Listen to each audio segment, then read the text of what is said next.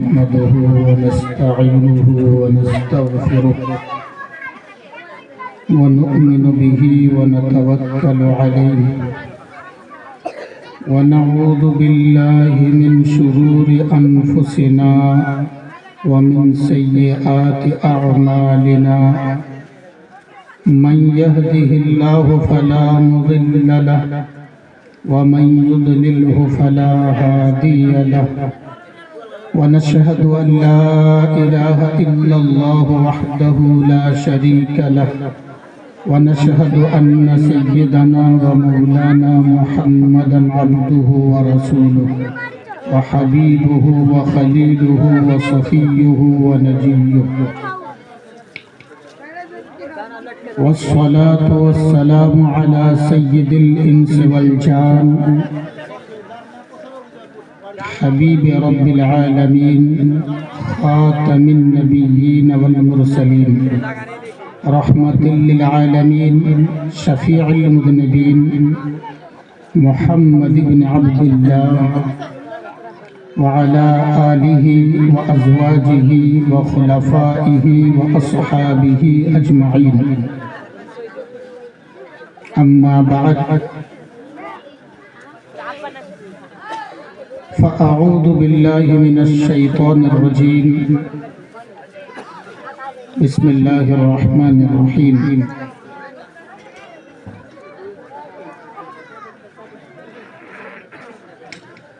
ألا بذكر الله تطمئن القلوب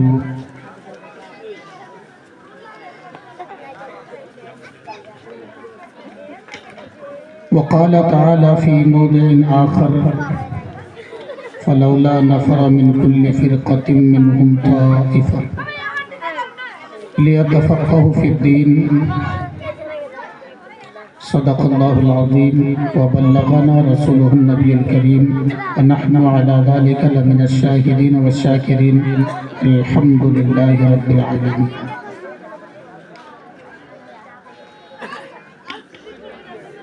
برادران اسلام،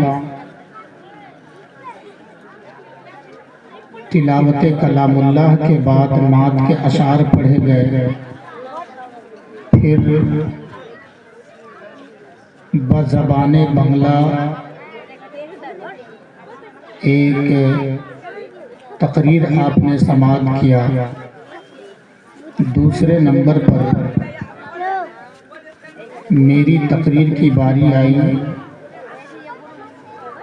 آپ سے ادب کے ساتھ گزارش ہے، اپیل ہے کہ پنڈال کے اندر گنجائش ہوتے ہوئے آپ دور نہ رہیں بلکہ قریب بیٹھیں،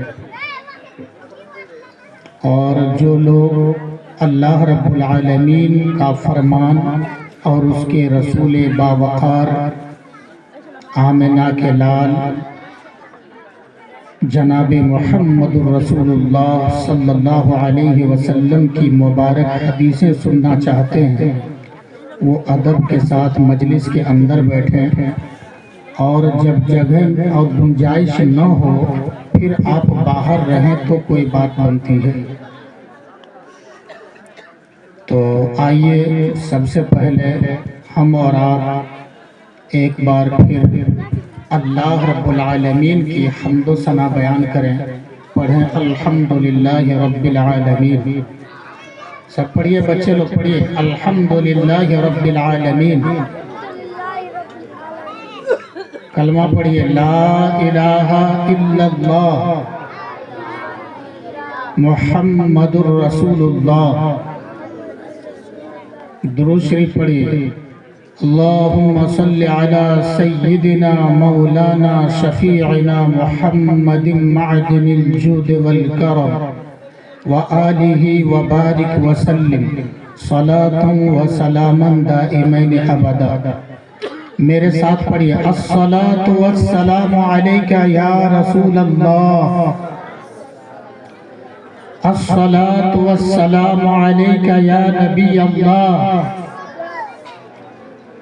عورتیں پست آواز میں پڑھیں اور مرد لوگ کچھ آواز بلند کر دیں تو کوئی حرج نہیں، مگر اتنا بھی نہ چلائیں کہ آپ تھک جائیں، تو درود و سلام مکمل کرنے سے پہلے ایک حدیث مجھ کو یاد آ رہی ہے کہ آپ اللہ کے نبی کا کلمہ پڑھتے ہیں، مسلمان ہیں۔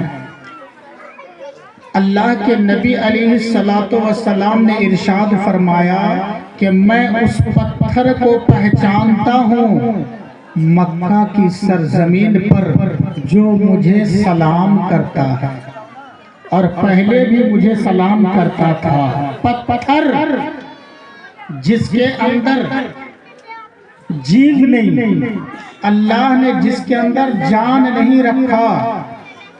مسلم شریف کی یہ حدیث ہے، اللہ کے نبی فرماتے اس پتھر کو میں پہچانتا ہوں جو پتھر مجھے سلام کرتا تھا۔ تو آپ بھی پڑھیں الصلاۃ والسلام علیک یا رسول اللہ۔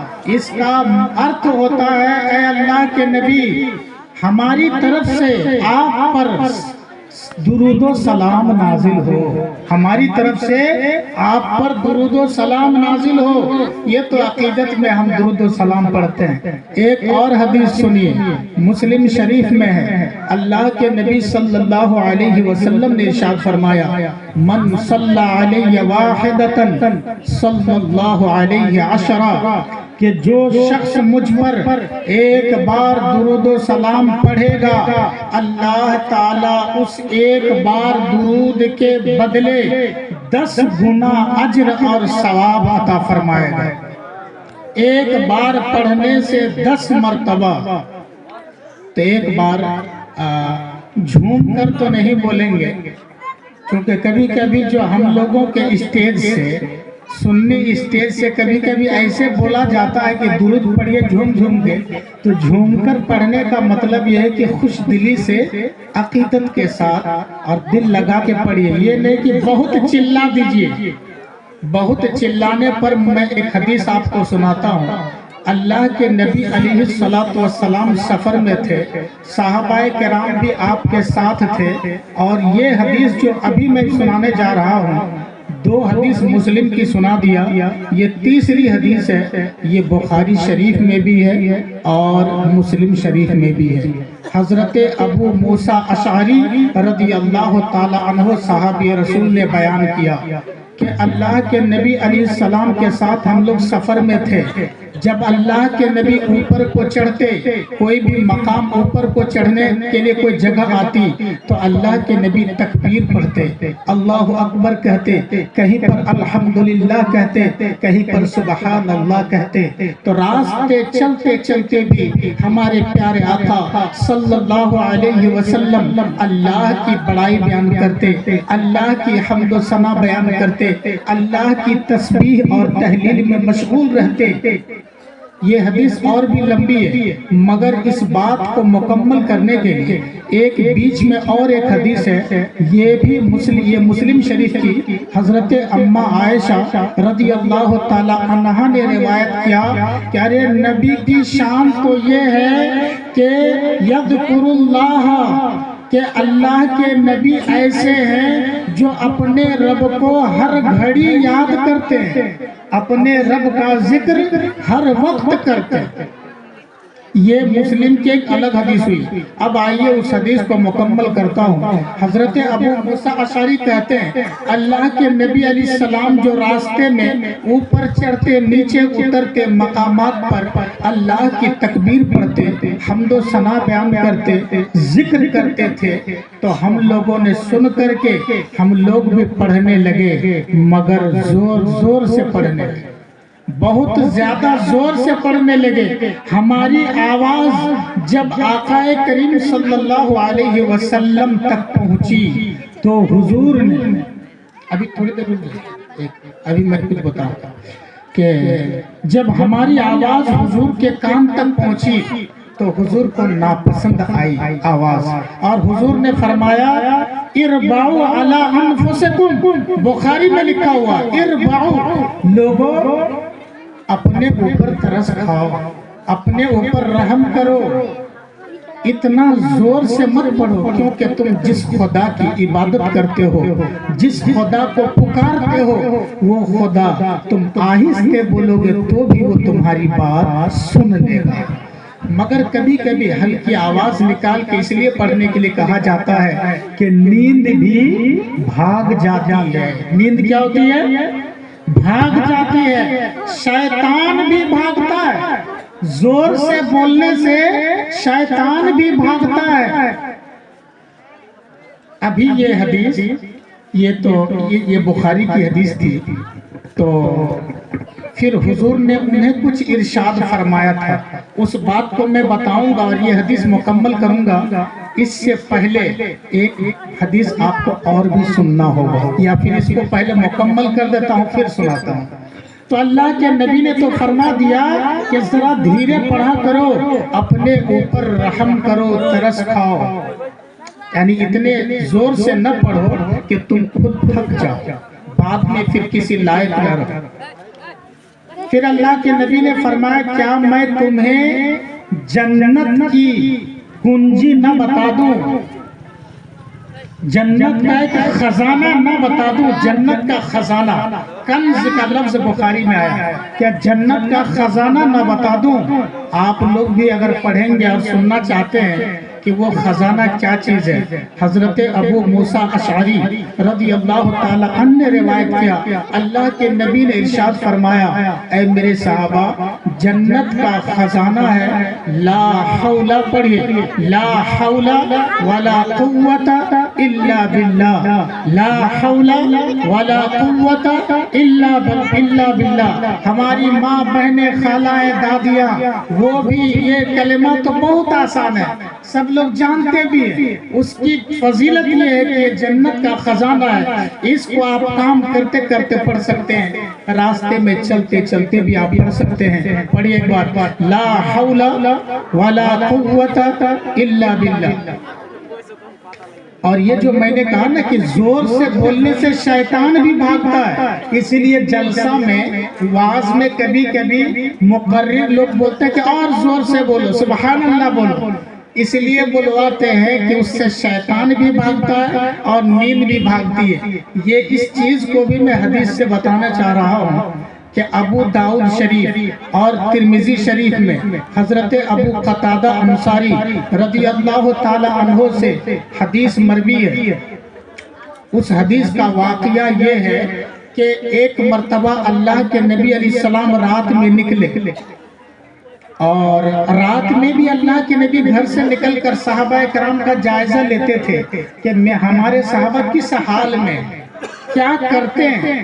تو رات میں جب چکر لگا رہے تھے، گشت کر رہے تھے، تو اس میں حضرت ابو بکر کے گھر کے پاس سے گزرے تو گھر کے اندر سے آواز آئی، پھر حضرت عمر کے گھر سے جب گزرے تو گھر کے اندر سے آواز آئی۔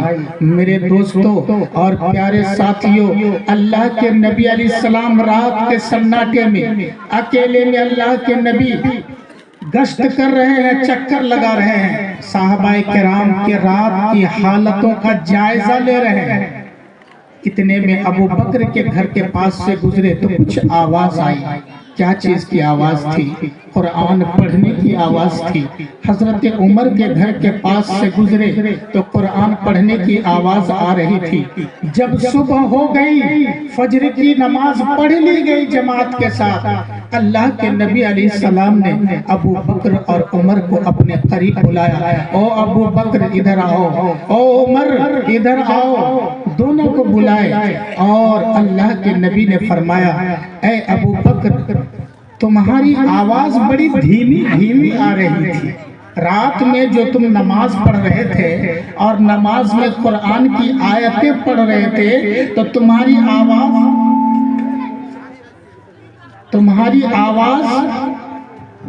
اسے بند کر دیا، تمہاری آواز ہلکی آ رہی تھی۔ اللہ کے نبی نے کہا اے ابو بکر، تمہاری آواز سلو آ رہی تھی، تمہاری آواز سلو آ رہی تھی۔ تو ابو بکر نے کہا یا رسول اللہ، میں اس لیے سلو پڑھ رہا تھا، میری آواز اسی لیے دبی سہمی تھی۔ اس کو ٹھیک کیجئے، یہ بیچ میں آواز کیوں کم کر، کل ٹھیک چل رہا ہے، چلے۔ اللہ کے نبی نے فرمایا اے ابو بکر، تمہاری آواز دھیمے آ رہی تھی، کیوں؟ ابو بکر نے جواب دیا یا رسول اللہ میں سلو اس لیے پڑھ رہا تھا نماز میں قرآن کو دھیرے ہلکی آواز سے ہلکے ساؤنڈ کے ساتھ میں اس لیے قرآن پڑھ رہا تھا نماز میں کہ میرا مقصد تھا اپنے رب کو سنانا۔ میرا رب تو آہستہ والی آہستہ آواز کو بھی سنتا ہے، زور سے بولے تو بھی سنتا ہے، تو جس کو سنانا مقصد تھا وہ تو سن لیا، بس اتنا ہی کافی ہے، زور سے پڑھنے کی مجھے کوئی ضرورت نہیں سمجھ میں آئی۔ پھر اللہ کے نبی نے یہی کوشچن حضرت عمر کی طرف موڑا اور اللہ کے نبی نے پوچھا اے عمر تمہاری آواز بڑی تیز آ رہی تھی، بہت زور سے تم نماز میں قرآن پڑھ رہے تھے، کیا وجہ ہے؟ تو حضرت عمر کا جواب سنیے، حضرت ابو بکر کا جواب آپ کو یاد رہے گا نا، انہوں نے کیا کہا؟ میرا مقصد تھا اپنے رب کو سنانا۔ تو جس کو سنانا مقصد تھا وہ تو سن لیتا ہے، چاہے آہستہ بولوں یا زور سے بولوں، تو میرا مقصد تو حاصل ہو گیا۔ لیکن حضرت عمر نے کیا جواب دیا؟ دونوں کا عمل الگ الگ ہے، دونوں کا عمل الگ الگ ہے۔ عمر زور سے پڑھ رہے تھے، اللہ کے نبی نے پوچھا تو عمر فاروق نے بیان کیا یا رسول اللہ میں زور سے اس لیے پڑھتا ہوں کہ میں زور سے آواز کے ذریعے میں شیطان کو بھی بھگاتا ہوں اور نیند کو بھی آنکھوں سے ہٹاتا ہوں، تاکہ رات بھر اللہ کی عبادت کرنے میں نیند ڈسٹرب نہ کرے، شیطان پریشان نہ کرے، اس لیے میں زور سے بولتا ہوں تاکہ شیطان بھی بھاگے اور نیند کا نشہ بھی آنکھ سے دور ہو جائے۔ پڑھیے لا حول، زور سے پڑھیں، لا حول ولا قوت الا باللہ، ایک بار آہستہ بھی پڑھ لیجیے، لا حول ولا قوت الا باللہ۔ حضرت ابو بکر کے طریقے پر بھی عمل ہو گیا اور حضرت عمر کے طریقے پر بھی عمل ہو گیا۔ اب اللہ کے نبی نے کیا فرمایا دونوں کو؟ اے ابو بکر تم جو آہستہ پڑھ رہے تھے اس کو کچھ بڑھاؤ، ساؤنڈ کو کچھ بڑھاؤ، یعنی کچھ آواز کو اور بڑھا دینا۔ اور عمر سے حضور نے فرمایا اے عمر تم جو بہت زور سے پڑھ رہے تھے تو ساؤنڈ کو کچھ کم کر دینا۔ یعنی کیا سمجھ میں آیا اس حدیث سے؟ کہ دونوں نے عمل کیا، دونوں جائز ہے، بیٹر سب سے صحیح راستہ طریقہ کیا ہے کہ نہ بہت کم ہو سست آواز ہو اور نہ بہت زیادہ تیز آواز ہو، بلکہ میڈیم ساؤنڈ میں قرآن پڑھیں، نماز میں بھی اور نماز کے باہر بھی۔ یہ اس حدیث سے، اور یہ حدیث ابو داؤد شریف میں ہے اور ترمذی شریف میں ہے، دونوں کی روایتوں میں الفاظ حدیث کا کچھ اختلاف ہے، مفہوم اتنا ہی ہے جتنا میں نے بیان کر دیا۔ اور کما قال علیہ الصلوۃ والسلام۔ میرے دوستو اب یہ چونکہ لوگوں کے بہت سارے سوالات بھی ہیں جو لوگ پوچھیں گے یا سوالات لکھوائے گئے ہیں، اور مجھے کچھ حدیثیں اور بھی سنانا ہے، لیکن ایک بات میں یہ کرنا چاہتا ہوں آپ سے کہ بخاری کی میں ایک حدیث سناؤں گا اور اس حدیث کو سنانے کے بعد عمل کرنا ہے آپ لوگوں کو، اور ابھی عمل کرنا ہے۔ وہ حدیث کیا ہے؟ بہت پیاری حدیث ہے اور مختصر حدیث ہے، اور تاکہ اس جلسے کی اس روایت پر بھی میں عمل کر لوں، چونکہ مجھ سے پہلے جو دو حضرات تقریب گزشتہ رات کو باہر کے آئے ہوئے مہمان بھی کلیکشن کر لیے، اور ابھی حضرت مولانا امیر الاسلام صاحب بھی کر لیے، تو اگر میرے ہاتھوں سے اگر کچھ لوگوں کا چندہ آ جائے تو شاید یہ بھی بہتر ہوگا، لیکن ابھی نہیں دینا ہے۔ پہلے میں آپ کو بخاری کی حدیث سناتا ہوں، پھر کچھ لوگ دے دیں گے، پھر میں آگے بات بڑھاؤں گا۔ بخاری شریف کی حدیث سنیے۔ حضرت ابو مسعود بدری انصاری کون ہے؟ ابو مسعود الگ صحابی ہے اور عبداللہ ابن مسعود الگ صحابی ہے۔ تو حضرت ابو مسعود انصاری بدری رضی اللہ تعالی عنہ سے روایت ہے، اور یہ حدیث بخاری شریف میں اور مسلم شریف میں موجود ہے۔ میں جو ابھی آپ کو سنا رہا ہوں یہ بخاری کی روایت ہے۔ حضرت ابو مسعود کہتے ہیں کہ جب اللہ کے نبی علیہ السلام نے صدقہ کرنے کا حکم دیا، صدقہ کرنے کا حکم دیا، اور بخاری میں ایک دوسری جگہ پر سیم یہی حدیث کچھ اختلاف شبد کے ساتھ یوں ہے کہ جب صدقہ کی آیت قرآن مقدس کی نازل ہوئی، صدقہ والی آیت یعنی وہ آیت کریمہ نازل ہوئی جس میں اللہ تعالیٰ نے بندوں کو صدقہ کرنے کا حکم دیا، تو صحابہ کرام کیا کرتے تھے؟ یعنی نبی علیہ السلام لوگوں سے بیان کر دیتے کہ صدقہ کے بارے میں حکم آیا ہے، آپ لوگ صدقہ کیجئے، کچھ فی سبیل اللہ دان کیجئے۔ تو صحابہ کرام کیسے کرتے تھے؟ ابو مسعود انصاری بیان کرتے ہیں، ابو مسعود انصاری بدری وہ صحابی کہتے ہیں کہ کننا نحاملو کہ ہم لوگ کولی گیری کیا کرتے تھے۔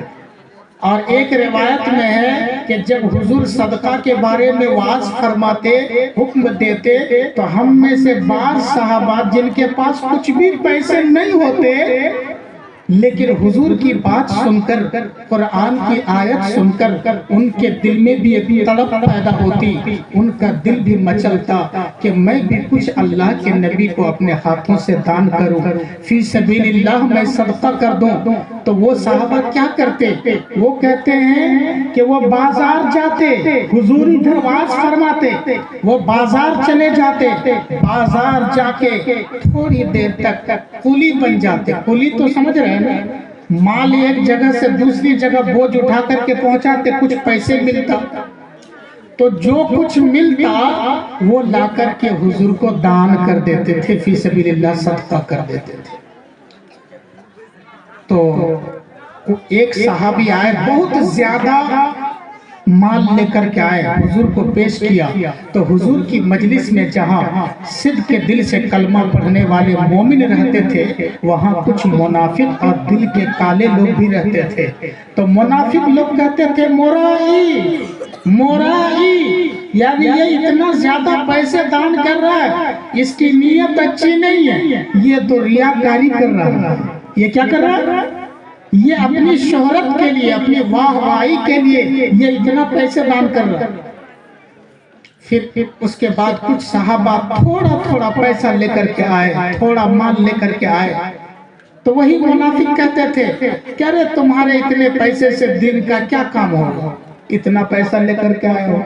تو جو منافق ہے، دل میں کھوٹ ہے، زیادہ دان کرو تو بھی ان کو اعتراض ہوتا ہے، اور کم دان کرو تو بھی ان کو پریشانی ہوتی ہے۔ مگر صحابہ کرام اپنی اپنی طاقت اور بس کے برابر وہ دان کیا کرتے تھے۔ اللہ کے نبی علیہ السلام نے فرمایا کہ اگر آگے بعد کے زمانے میں کوئی احد پہاڑ کے برابر سونا دان کر دے گا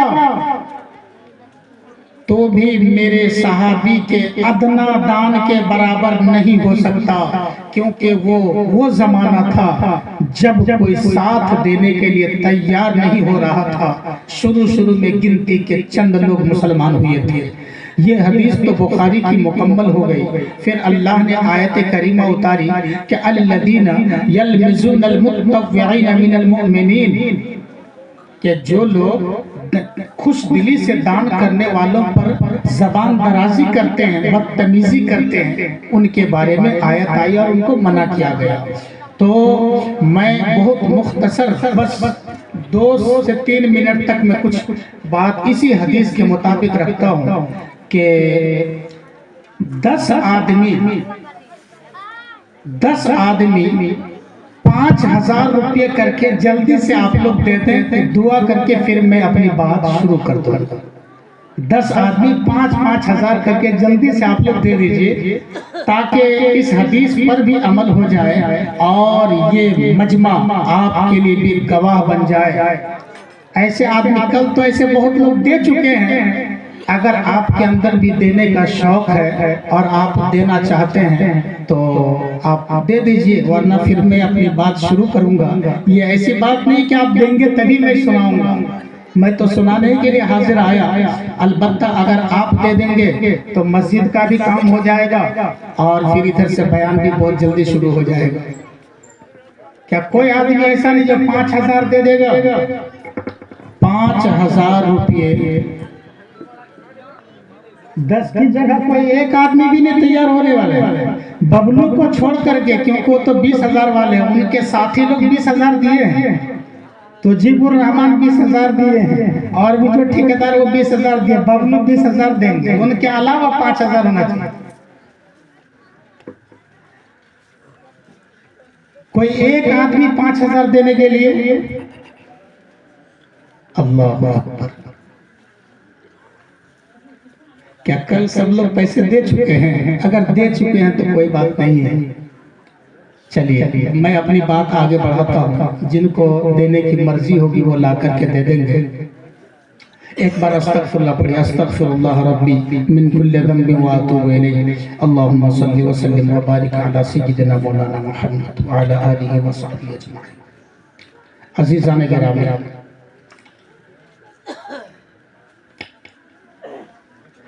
اللہ کے نبی صلی اللہ علیہ وسلم کی بارگاہ میں جو علم دین دیا جاتا، دین کی تعلیم، دین کا شکشا دیا جاتا، اس کا ایک طریقہ یہ بھی تھا کہ سوال اور جواب، کوشچن اور آنسر، اس طریقے پر بھی دین سکھایا جاتا تھا۔ اس حدیث کو میں پڑھ کر سناتا ہوں، پھر میں وہ جو کچھ سوالات ہیں ان کے بارے میں ان کے جوابات دوں گا۔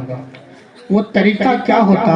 ایک مرتبہ، اور یہ حدیث جو میں ابھی سنا رہا ہوں یہ بخاری میں، مسلم میں اور ابن ماجہ کی روایت کو میں سامنے رکھ کر بول رہا ہوں، اور حضرت ابو ہریرہ نے روایت کیا، حضرت عمر بن خطاب رضی اللہ تعالی عنہ نے روایت کیا۔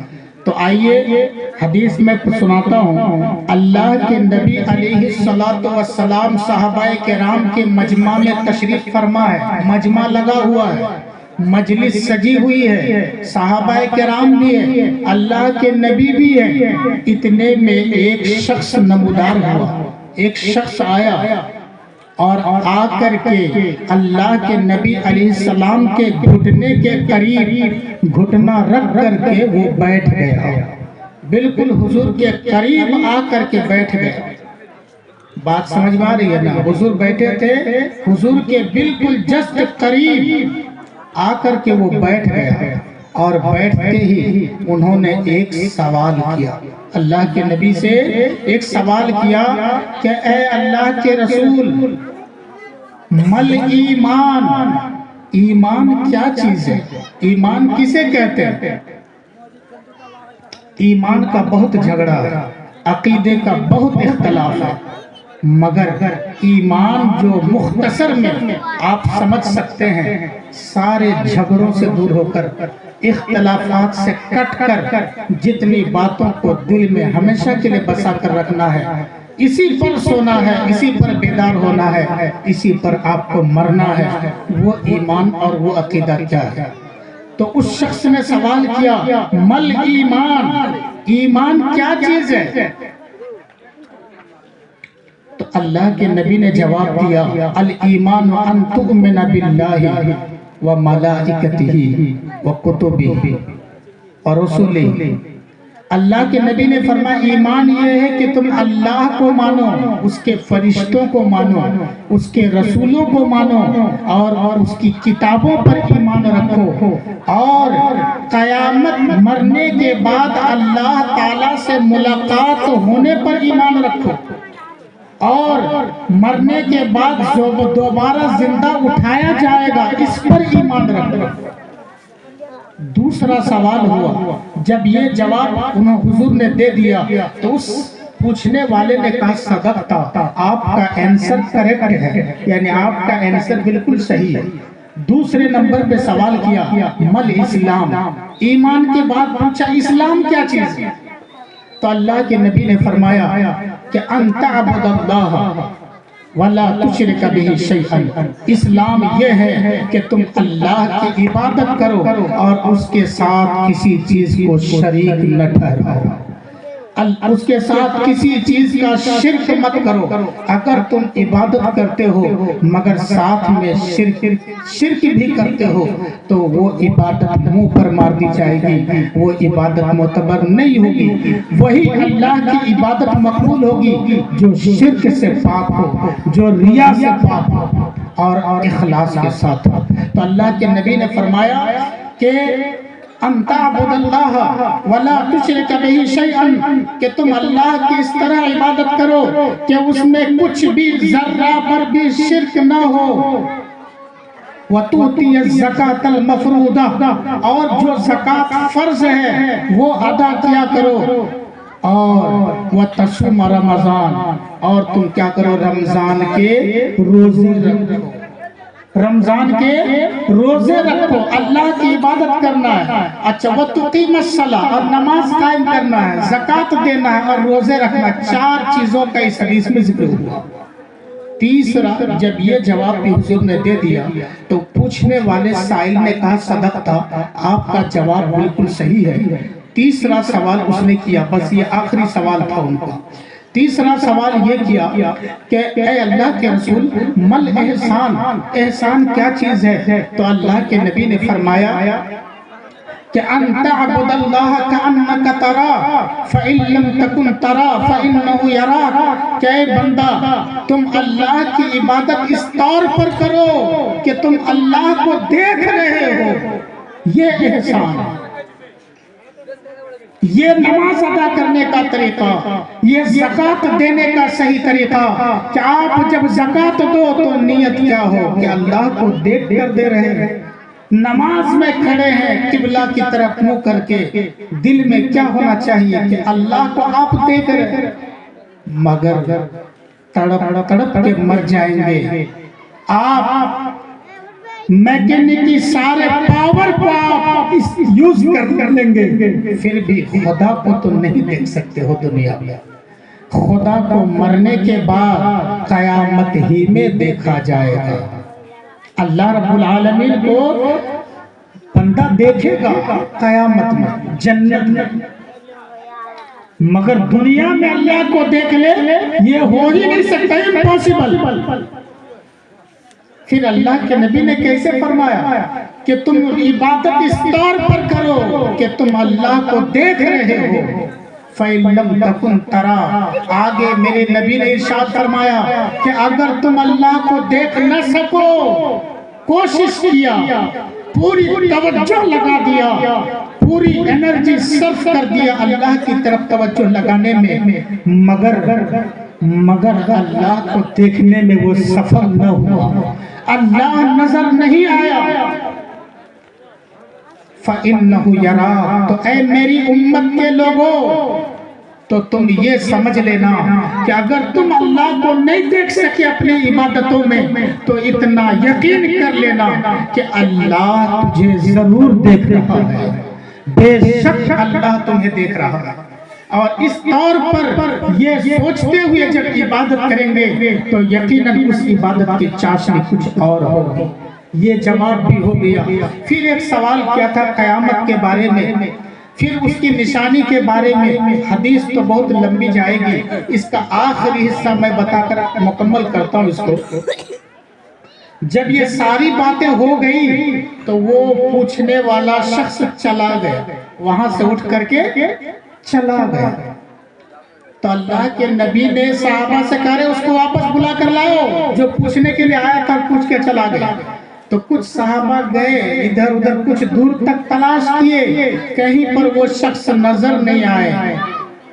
تو صحابہ کرام بھی سمجھ نہیں پائے کہ یہ کون تھا، آیا چلا گیا گم ہو گیا۔ اس کو اگر مدینے کا آدمی اگر ہوتا تو ہم لوگ پہچان لیتے کہ یہ مدینے کا ہے، مگر بالکل اجنبی تھا۔ اگر اس کو یہ کہا جائے کہ یہ کہیں دور وطن سے آیا ہے، دوسرے شہر سے آیا ہے، تو سفر کی گرد و غبار بھی ہونا چاہیے تھا، مگر کوئی گرد بھی لگی ہوئی نہیں تھی، بالکل صاف شفاف ہو کر آیا۔ تو اللہ کے نبی کو جب انہوں نے آ کر کہا کہ یا رسول اللہ وہ تم نہیں ملے، وہ کہاں چلے گئے پتہ ہی نہیں چلا، اتنی جلدی کہاں چلے گئے؟ اللہ کے نبی نے فرمایا جانتے ہو وہ کون تھا؟ جانتے ہو وہ کون تھا؟ تو انہوں نے کہا کہ اللہ و رسولہ اعلم، اللہ تعالیٰ جانتا ہے اور اس کے رسول جانتے ہو کون تھا۔ تو اللہ کے نبی نے فرمایا وہ جبرائیل امین تھا، جبرائیل امین تمہارے پاس آئے تھے تمہیں تمہارا دین سکھانے کے لیے، تمہیں تمہارا دین سکھانے کے لیے۔ اس حدیث سے یہ سمجھ میں آیا کہ کبھی کبھی جو کچھ چیزیں سیکھی جاتی ہے اس کا طریقہ ہوتا ہے کوسچن اور آنسر کا، سوال جواب کا، مگر سب لوگ سوال کرنے کی کیپیسٹی نہیں رکھتے ہیں، کچھ اٹھ پٹانگ سوال کر بیٹھتے ہیں۔ اس لیے چاہیے ایسا آدمی جو سوال کو ٹھیک سے ترتیب دے کر وہ کر سکے، پھر جواب اسی کے حساب سے دیا جائے تو بات صحیح بنتی ہے اور لوگوں کو سمجھ میں آتی ہے۔ اگر سوال ہی نہ سمجھ میں آئے تو جواب بھی سمجھ میں نہیں آئے گا۔ تو اللہ نے جبریل کو بھیجا کہ اے جبریل جا کر تم سوال کر دو، میرے نبی جواب دیں گے اور میرے بندے سن کر کے سیکھ لیں گے کہ ایمان کیا ہے، اسلام کیا ہے اور احسان کیا ہے اور قیامت کب آئے گی۔ یہ ساری چیزیں اس مجلس میں ہو گئی۔ اور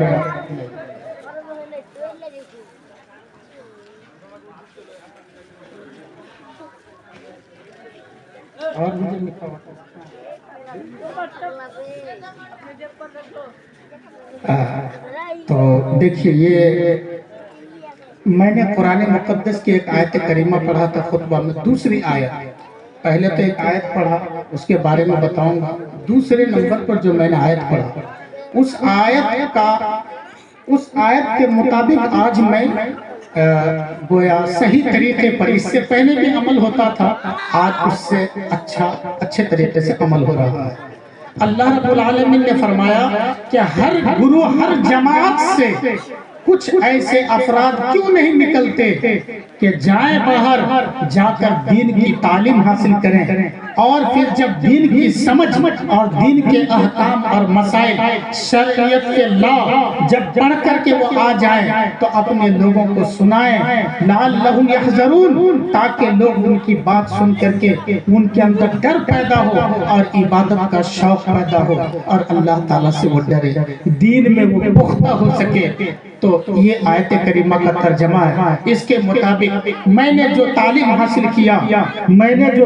حاصل کیا، ایجوکیشن پراپت کیا، اس میں ہمارے ماں باپ کا عظیم احسان ہے، اللہ رب العالمین انہیں قیامت کے دن جزائے خیر عطا فرمائے۔ میرے دادا دادی سب کا بڑا احسان ہے، انہیں بھی شکر اور اللہ رب العالمین جزائے خیر عطا فرمائے۔ ہمارے جو گاؤں کے اساتذہ ہیں، میں بس ان کا نام ذکر کر کے میں جواب دینا شروع کروں گا کہ میرے استاذ میں، چونکہ وہ اسٹوڈنٹ کامیاب ہوتا ہے جو اپنے استاذ کو نہیں بھولتا ہے، اس لیے ان کا بھی احسان ہے۔ میرے ٹیچروں میں، استاذ لوگوں میں، شکشکوں میں ایک ماسٹر تفضل صاحب ہیں، اللہ انہیں جنت عطا فرمائے۔ دوسرے مولانا عبداللطیف صاحب ہیں، انہوں نے بھی بہت کچھ سکھایا، انہوں نے اور ماسٹر تفضل صاحب نے بھی تقریر کرنا مجھ کو اس وقت سکھایا تھا جب میں باہر کی تعلیم بھی حاصل نہیں کیا تھا، تب سے مجھے تقریر کی مشق کرایا اور اردو سکھایا، یہاں تک کہ فاریانی میں اور گاؤں میں تقریر کرتا تھا۔ تو ان حضرات کو اللہ رب العالمین جزائے خیر عطا فرمائے۔ اور تیسرے مولانا امیر الاسلام صاحب ہیں، وہ بھی ہمارے استاذ ہیں، ایک کتاب انہوں نے اپنے مدرسے میں سائڈ سے کچھ ہمیں درس دیا، پڑھایا تھا، میرے لیے محنت کیا تھا انہوں نے اور مدرسے میں ایڈمیشن کرایا، اور جو بھی خیر میرے ساتھ کیا اللہ ان کو جزائے خیر عطا فرمائے۔ اب آئیے، اور آپ لوگوں کی شوق، آپ لوگوں کی محبتیں بھی شامل تھی جس کی وجہ سے میری تعلیم کا کورس مکمل ہوا، اور جو بھی پریشانیاں آئی اس کو دھیرے دھیرے سر کرتا گیا۔ جیسا کہ ایک شاعر نے کہا تھا، اشعار تو میں نہیں پڑھتا ہوں مگر ایک شعر یاد آ رہا تو سنا دیتا ہوں، میں روش تھا گامزن، کبھی اس چمن کبھی اس چمن۔ میں نے جو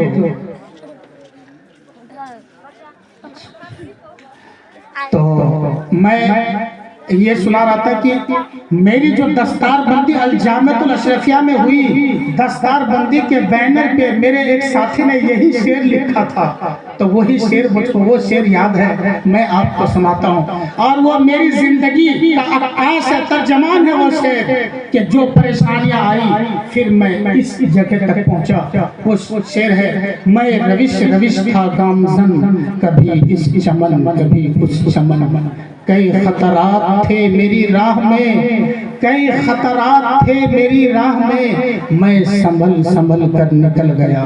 میرے دوستو، یہ جو سوالات کی ایک لمبی فہرست ہے، جب تک میرے اندر بولنے کا دم رہے گا اور جتنے سوال کا جواب میرے پاس ہوگا میں انہی سوالات کا جواب دے سکتا ہوں، چونکہ ہر آدمی پورا نالج نہیں رکھتا ہے، جتنا وہ رکھتا ہے اتنا وہ بتا سکتا ہے۔ آئیے، تو اس میں سوال یہ ہے کہ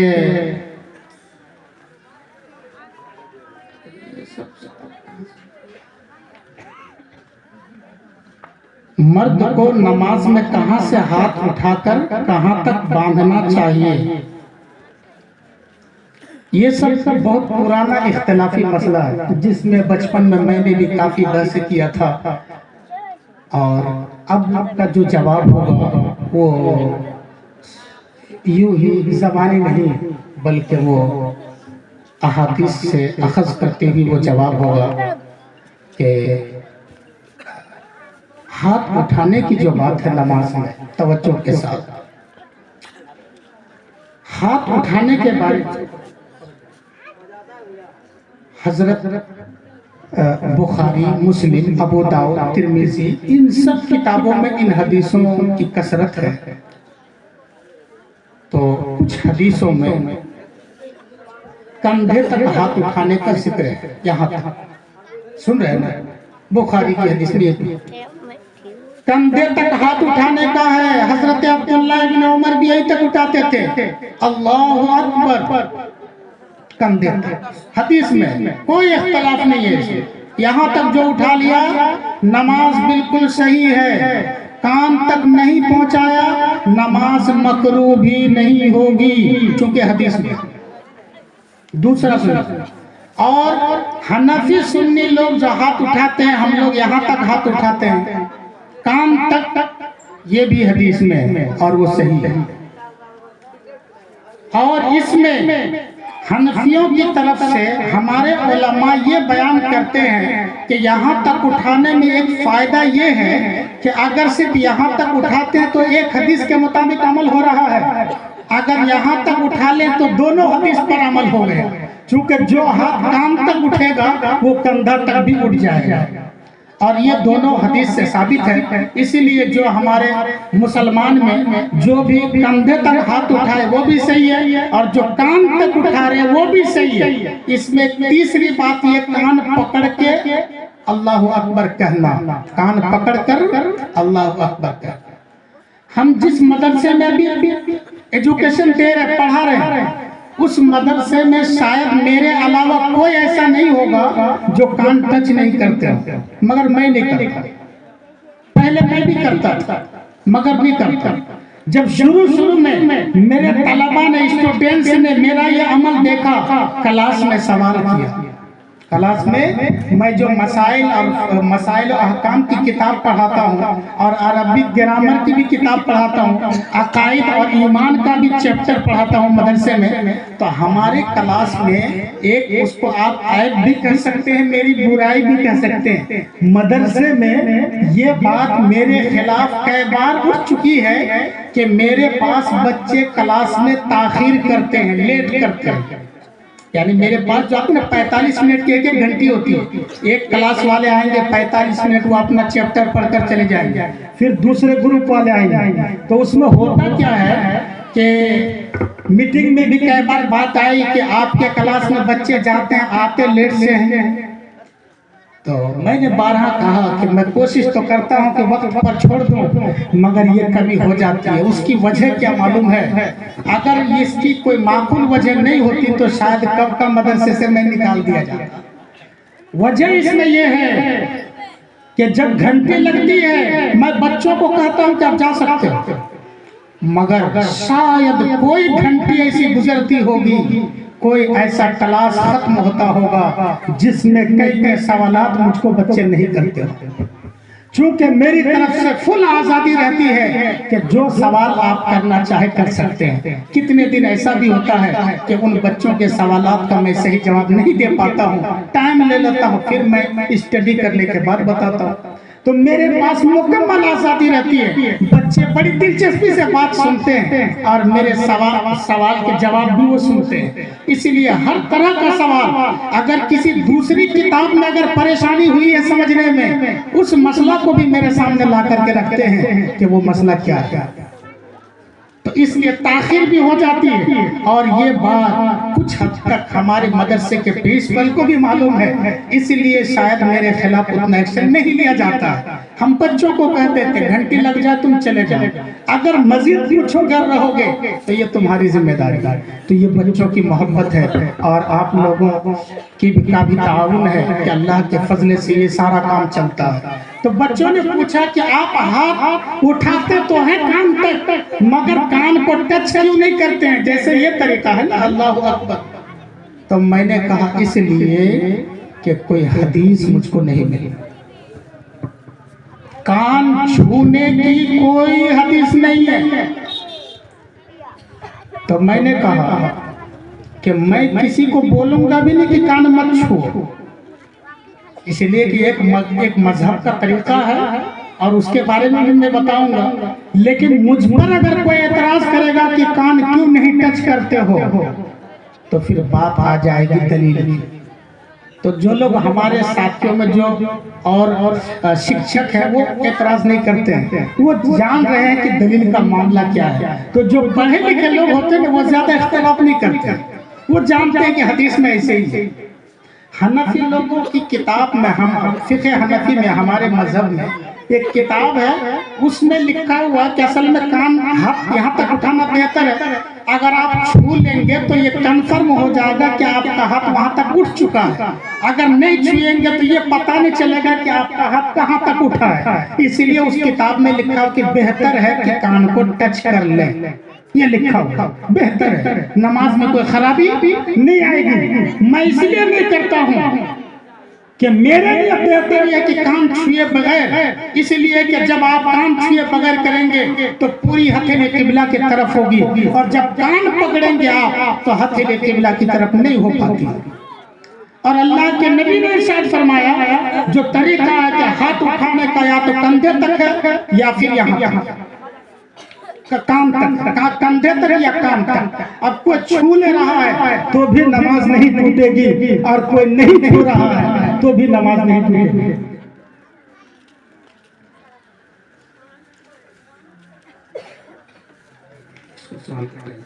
ایک سوال جو مجھ کو خاص طور پر بولنے کے لیے کہا گیا وہ یہ ہے کہ مرنے کے بعد چہارم چالیسواں جو کرتے ہیں، چہارم چالیسواں قرآن خوانی ایصال ثواب، اس پر سنیا۔ سب سے پہلے قرآن مقدس کی آیت میں سناتا ہوا، قرآن شریف میں ہے لیس للانسان الا ما سعی، کہ انسان کے لیے نہیں ہے مگر وہ جس کی انہوں نے کوشش کیا، یعنی انسان کو آخرت میں ثواب نہیں ملے گا مگر اس کا جو اس نے حاصل کیا۔ بات سمجھ میں آئی؟ اس آیت کا ترجمہ تو میں نے سنا دیا، مکمل اس کو سنیے گا۔ اللہ رب العالمین نے فرمایا انسان کے لیے وہ ہے جو اس نے کمایا، اور ایک بار بول رہا ہوں، انسان کے لیے وہ ہے جو اس نے اپنی کوشش سے کمایا۔ اگر آپ میں سے کوئی آدمی 1000 روپے مجھ کو لا کر کے دے دے ایسے ہی فری کا، تو وہ میری کمائی ہوئی یا کس کی کمائی ہوئی؟ جس آدمی نے دیا یہ تو اس کی نہ کمائی تھی۔ ارے دنیا کا بھی یہی سسٹم ہے، آخرت میں تو ہے ہی، دنیا میں بھی یہی ہے کہ انسان کو اتنا ہی ملتا ہے جتنا وہ کماتا ہے، ٹھیک ہے؟ مگر کبھی کبھی بائی پاس سے دوسرے طریقے سے بھی کچھ ملنے کا رواج دنیا میں ہے کہ مثلا کوئی آپ کو کچھ گفٹ کر دیا، کچھ تحفہ پیش کر دیا، تو وہ بھی آپ کا سامان ہوا کہ نہیں ہوا، اگرچہ آپ نے محنت نہیں کی، یہ سب آپ کی کمائی ہے، مگر یہ پیسہ جب آپ دان کر دیے تو مسجد کا پیسہ ہو گیا، مسجد کمانے گئی تھی نہیں۔ تو پتہ چلا کہ دنیا میں بھی جو آدمی کمائی کرتا ہے اتنا ہی اس کو ملتا ہے، مگر کوئی اگر دے دے خوشی سے تو اس کا ہو جاتا ہے۔ آخرت میں بھی آدمی کو اتنا ہی ثواب ملے گا جتنا اس نے خود سے کیا ہے، جیسا کہ قرآن کی آیت سے ظاہر ہے۔ لیکن اگر آخرت کے لیے بھی اگر کوئی آدمی کچھ گفٹ کر دے، کچھ ثواب دان کر دے تو دیا جا سکتا ہے یا نہیں دیا جا سکتا، اس کو بھی میں حدیث سے بتاؤں گا۔ دنیا میں تو سمجھ گیا نا، دنیا میں دو طرح کی چیز ہوتی ہے، ایک اپنی کمائی اور ایک دوسرے کی کمائی۔ اس کی ایک چھوٹی مثال، سسرال سے جو گاڑی ملتی ہے وہ اپنی کمائی ہے، وہ تو دان جہیز نہ ہے۔ تو آخرت میں بھی آپ کو دو طرح کی چیز مل سکتی ہے، ایک اپنی اور ایک وہ ثواب جو نیک کام آپ کی طرف سے کسی نے کیا، یہ مل سکتا ہے۔ یہ تو دنیا کے قانون کے مطابق سمجھ میں آیا، مگر حدیث میں کیا ہے؟ بخاری شریف حضرت عائشہ اماں عائشہ صدیقہ رضی اللہ تعالی عنہ سے مروی ہے، اور حضرت عبداللہ ابن عباس رضی اللہ تعالی عنہما سے مروی ہے۔ یہ دو صحابی ہیں، دونوں سے الگ الگ حدیث مروی ہے، مگر دونوں حدیث میں جو واقعہ نقل کیا گیا ہے وہ ایک شخص کا ہے۔ حضرت عائشہ کہتی ہے کہ اللہ کے نبی علیہ السلام کی بارگاہ میں ایک شخص آئے اور آ کر کے عرض کیا، یا رسول اللہ، اے اللہ کے رسول، ان امی افتلتت، یا رسول اللہ میری امی جان کا اچانک انتقال ہو گیا، میری امی کا اچانک انتقال ہو گیا بخاری میں، اور میں یہ سمجھتا ہوں کہ اگر ان کو بولنے کا موقع ملتا تو شاید وہ صدقہ کرتی، مگر ان کو موقع بھی نہیں ملا اور کلیئر بات بھی نہیں سمجھ میں آئی۔ تو یا رسول اللہ، کیا اس کو ثواب ملے گا ان تصدقت عنہا، کہ اگر میں اپنی امی جان کی طرف سے یعنی اپنی ماں کے نام پر اگر صدقہ کر دوں تو میری ماں کو ثواب ملے گا کہ نہیں ملے گا؟ اس لیے کہ یہ میری ماں کی کمائی نہیں ہے، میری ماں کی کمائی نہیں ہے، میرے پاس جو مال ہے میرا۔ اور قرآن نے کیا کہا؟ انسان کو اتنا ہی ملے گا جتنا اس نے کیا۔ تو اللہ کے نبی نے فرمایا کہ نعم ملے گا۔ بات سمجھ میں آئی کہ اگر تم اپنی ماں کے نام پر کچھ دان کر دیتے ہو تو وہ ثواب تمہاری ماں کو ملے گا۔ یہ چونکہ ماں کے بارے میں سوال ہوا تھا، اگر باپ کے بارے میں کوئی دان کرے گا باپ کے نام پر تو اس کو بھی ثواب ملے گا، کسی کے نام پر بھی آپ صدقہ کر دیجئے اس کا ثواب ملے گا۔ تو اب دیکھیے، صدقہ کرنا ایک عبادت ہے، قرآن شریف پڑھنا بھی عبادت ہے، تو کوئی بھی نیک کام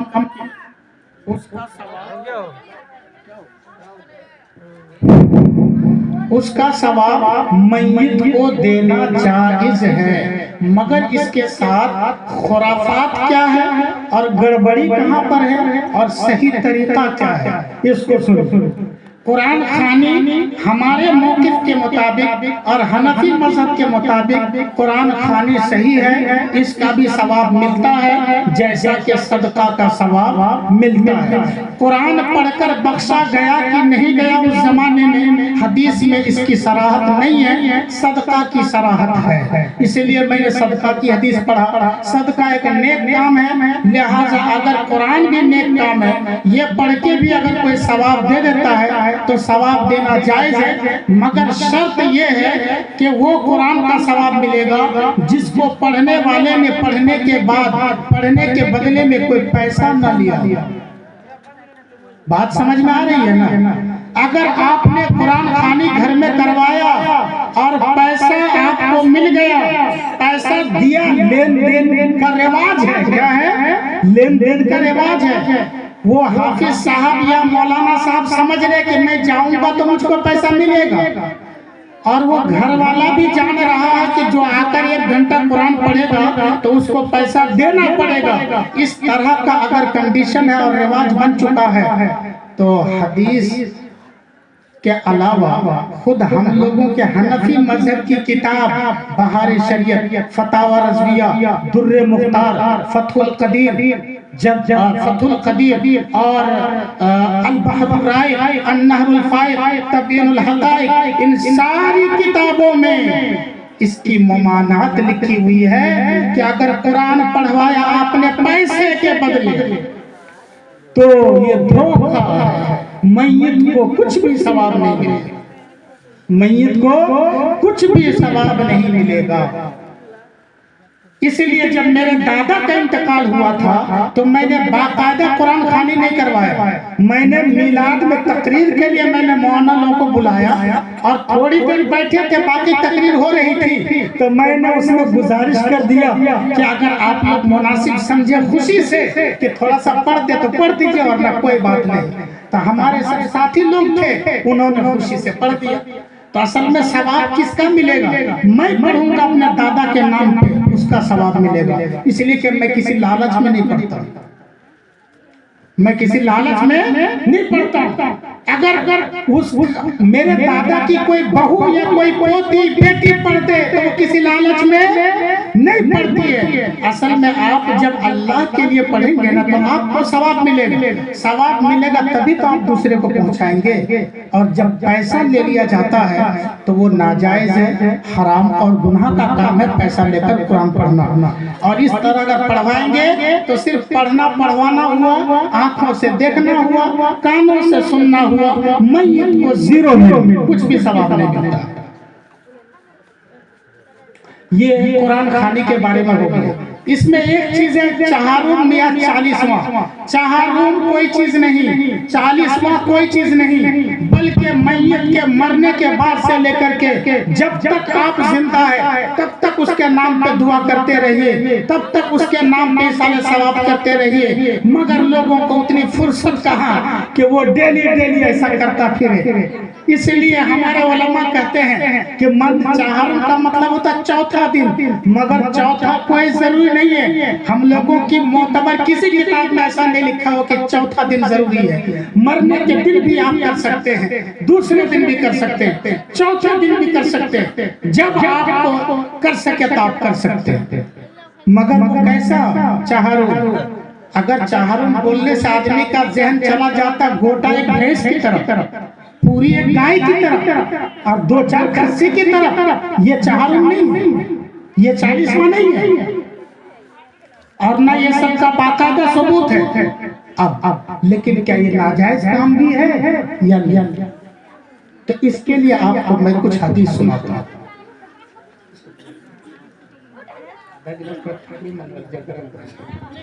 کہ وہ حدیث کیا ہے کہ چہارم میں جو لوگوں کو بلایا جاتا ہے تو پہلے تو آپ یہ مسئلہ کلیئر سمجھ لیجئے کہ گائے ذبح کرنا، کھسی ذبح کرنا، بھینس ذبح کر کے دعوت کرنا یہ کوئی ضروری نہیں ہے، لیکن یہ کہاں تک صحیح ہے کھلانا؟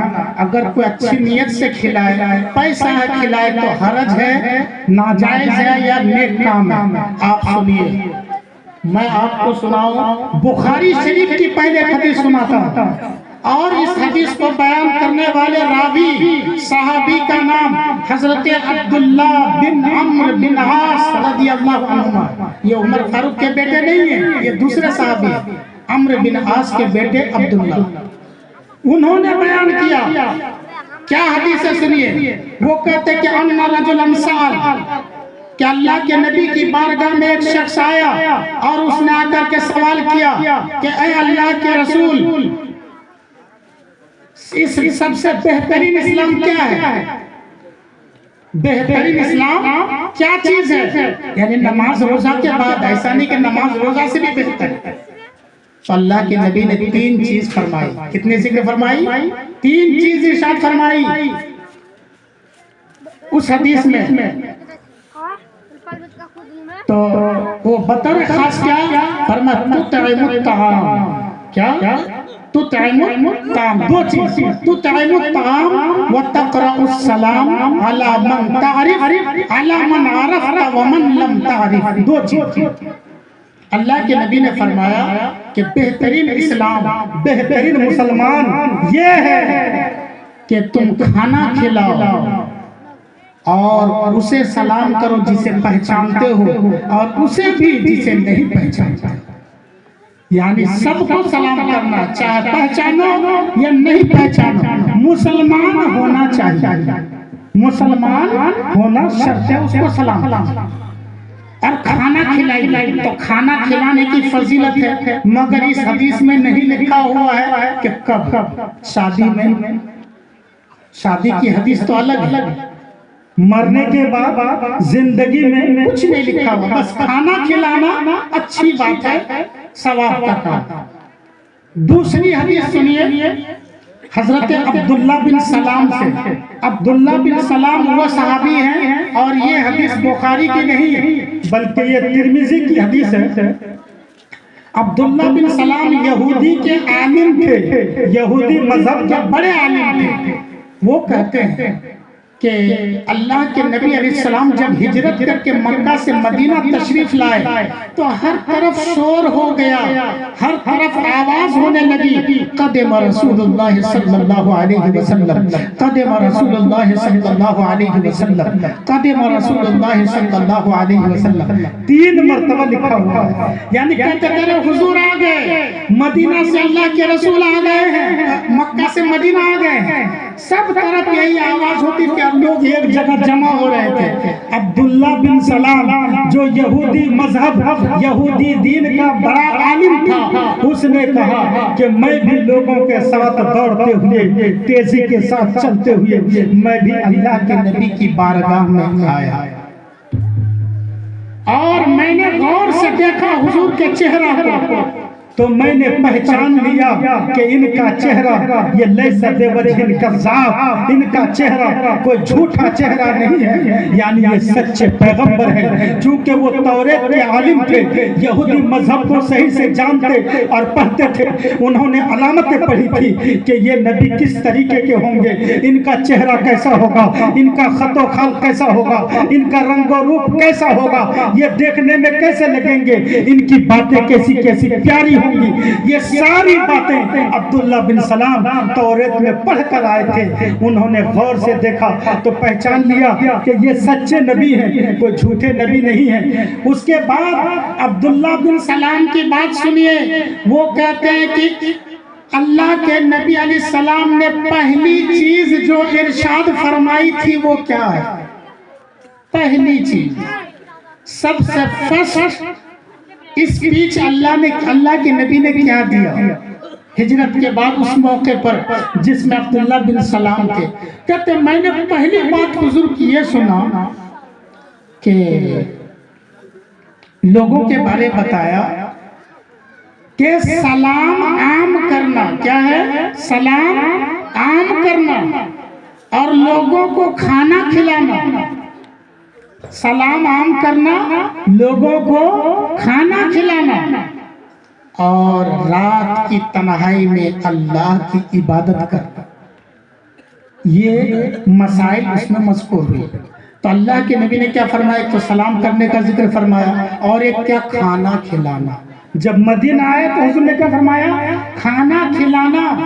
یہ نیک عمل ہے، اللہ رب العالمین جنت عطا فرمائے گا. اور یہی حدیث مگر اس میں واقعہ الگ ہے. حضرت علی مرتضیٰ سے بھی مروی ہے اور وہ ترمذی میں ہے. حضرت عبداللہ ابن عباس سے بھی مروی ہے، وہ بھی ترمذی میں ہے. حضرت معاذ ابن جبل سے مروی ہے اور یہ ابن ماجہ میں ہے. اور غالباً اس کی ایک روایت ترمذی میں بھی ہے، مگر مجھ کو ڈاؤٹ لگ رہا ہے. تو ترمذی یا ابن ماجہ میں تو یہ حضرت علی سے روایت ہوئی، حضرت معاذ ابن جبل سے روایت ہوئی، حضرت عبداللہ ابن عباس سے روایت ہوئی، اور حضرت عبداللہ بن سلام سے اور حضرت عبداللہ بن عمرو بن عاص سے 6 صحابہ کرام سے حدیث مروی ہوئی، بخاری سے لے کر ترمذی اور ترمذی سے لے کر کے ابن ماجہ تک، جس میں کھانے کی فضیلت، کھلانے کی فضیلت بتائی گئی۔ تو اب اگر ان حدیثوں کو سامنے رکھ کر کے آدمی دوسروں کو، فقیروں کو، مسکینوں کو اور اپنے آس پڑوس والوں کو بلا کر کے اگر پاک کھانا، حلال کھانا اچھی نیت سے کھلا دے تو یہ ناجائز نہیں ہے، جائز ہے۔ نیک نیت اگر ہوگی تو ثواب ملے گا، اور اگر بد نیتی ہوگی، شہرت مقصد ہے یا یہ مقصد ہے کہ لوگ کیا کہیں گے، باپ مر گیا اور کھانا نہیں کھلایا، اگر یہ رواج بن چکا ہے تب تو پھر اس کو توڑنا لازم ہے۔ آپ اتنے پیسوں کو مدرسے کی رسید کٹوا دیجئے یا مسجد میں آپ دے دیجئے، آپ کے ابو کو ثواب مل جائے گا۔ بہتر طریقہ کھانا کھلانے سے تو بہتر، کیونکہ کھانا کھلانے میں نیت پہ کنٹرول ہونی چاہیے کہ آپ کی نیت صحیح ہے۔ اگر آپ کنٹرول کر سکتے ہیں تب تو جائز ہے، ثواب بھی کھلانے میں، اور اگر اس نیت سے کھلاتے ہیں کہ آپ کے میت کو پہنچے تو ثواب بھی پہنچے، اس لیے کہ یہ بھی صدقہ ہے، دوسروں کو کھلانا یہ صدقہ ہے، اور صدقہ کرنے سے اس کا ثواب ملتا ہے، جیسا کہ میں نے بخاری شریف کی حدیث پڑھ کر سنایا۔ تیسرا مسئلہ، یہ بات اس کا جواب میں ختم کرتا ہوں۔ تیسری بات یہ ہے، لوگوں کے درمیان بات آئی کہ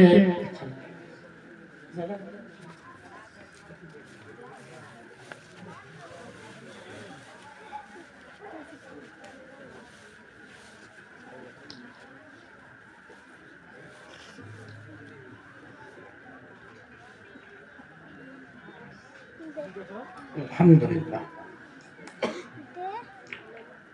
کہ نکاح پڑھانے کے بارے میں بہت لوگ بول چکے ہیں کہ کہیں پہ نکاح پڑھایا جاتا ہے، پھر گھر آ کر کے نکاح دوبارہ پڑھایا جاتا ہے، کیا سسٹم ہے اس کا، نکاح کا کیا طریقہ ہے؟ تو میں زبانی کیا بتاؤں، آپ لوگ بھی آئے حدیث سننے کے لیے، میں بھی آپ کو ایک اور حدیث سنا دیتا ہوں۔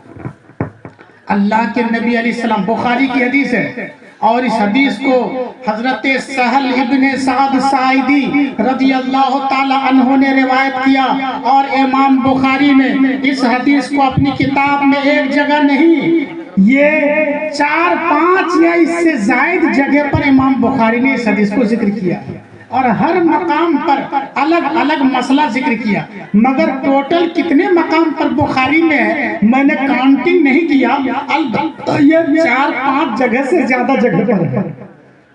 تو حدیث کیا ہے؟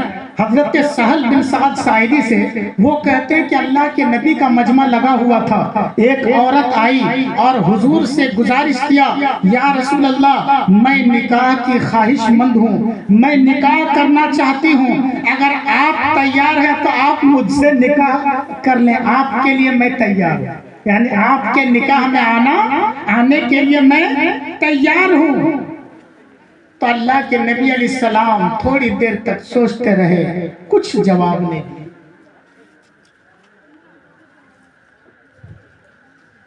کافی دیر ہو گئی، ایک صحابی بالکل غریب نہت تھے، کپڑے ایک چادر لپیٹے ہوئے ہیں، بس کچھ نہیں، شادی بیچارے کی نہیں ہوئی تھی، پریشان تھی، اور وہ عورت بھی شادی کے لیے پریشان تھی۔ شادی ایک دوسرے سے کروانا یہ معاشرے کی ذمہ داری ہے۔ اللہ کے نبی جب خاموش رہ گئے، وہ شخص اٹھا اور کہا، یا رسول اللہ اگر آپ شادی کی خواہش نہیں رکھتے ہیں، یعنی اس عورت سے آپ نکاح نہیں کرنا چاہتے ہیں، تو مجھ سے کروا دیجئے۔ کیا کہا؟ مجھ سے کروا دیجئے۔ دھیان سے سنیے گا، اس صحابی نے کہا مجھ سے نکاح کروا دیجئے۔ تو حضور نے فرمایا کہ مال کتنا ہے؟ مہر تو دینا پڑے گا نا؟ بولا کچھ نہیں، بولا گھر جاؤ تلاش کر کے لاؤ۔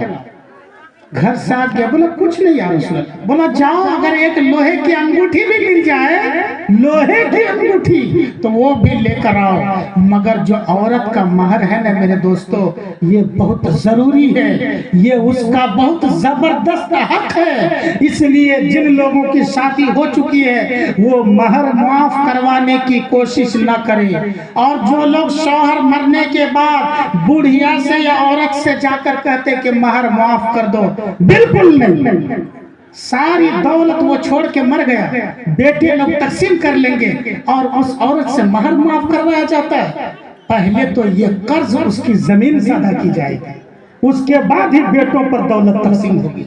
ये औरत का हक है, कर्ज है, जिसको अदा करना आप पर लाजिम है।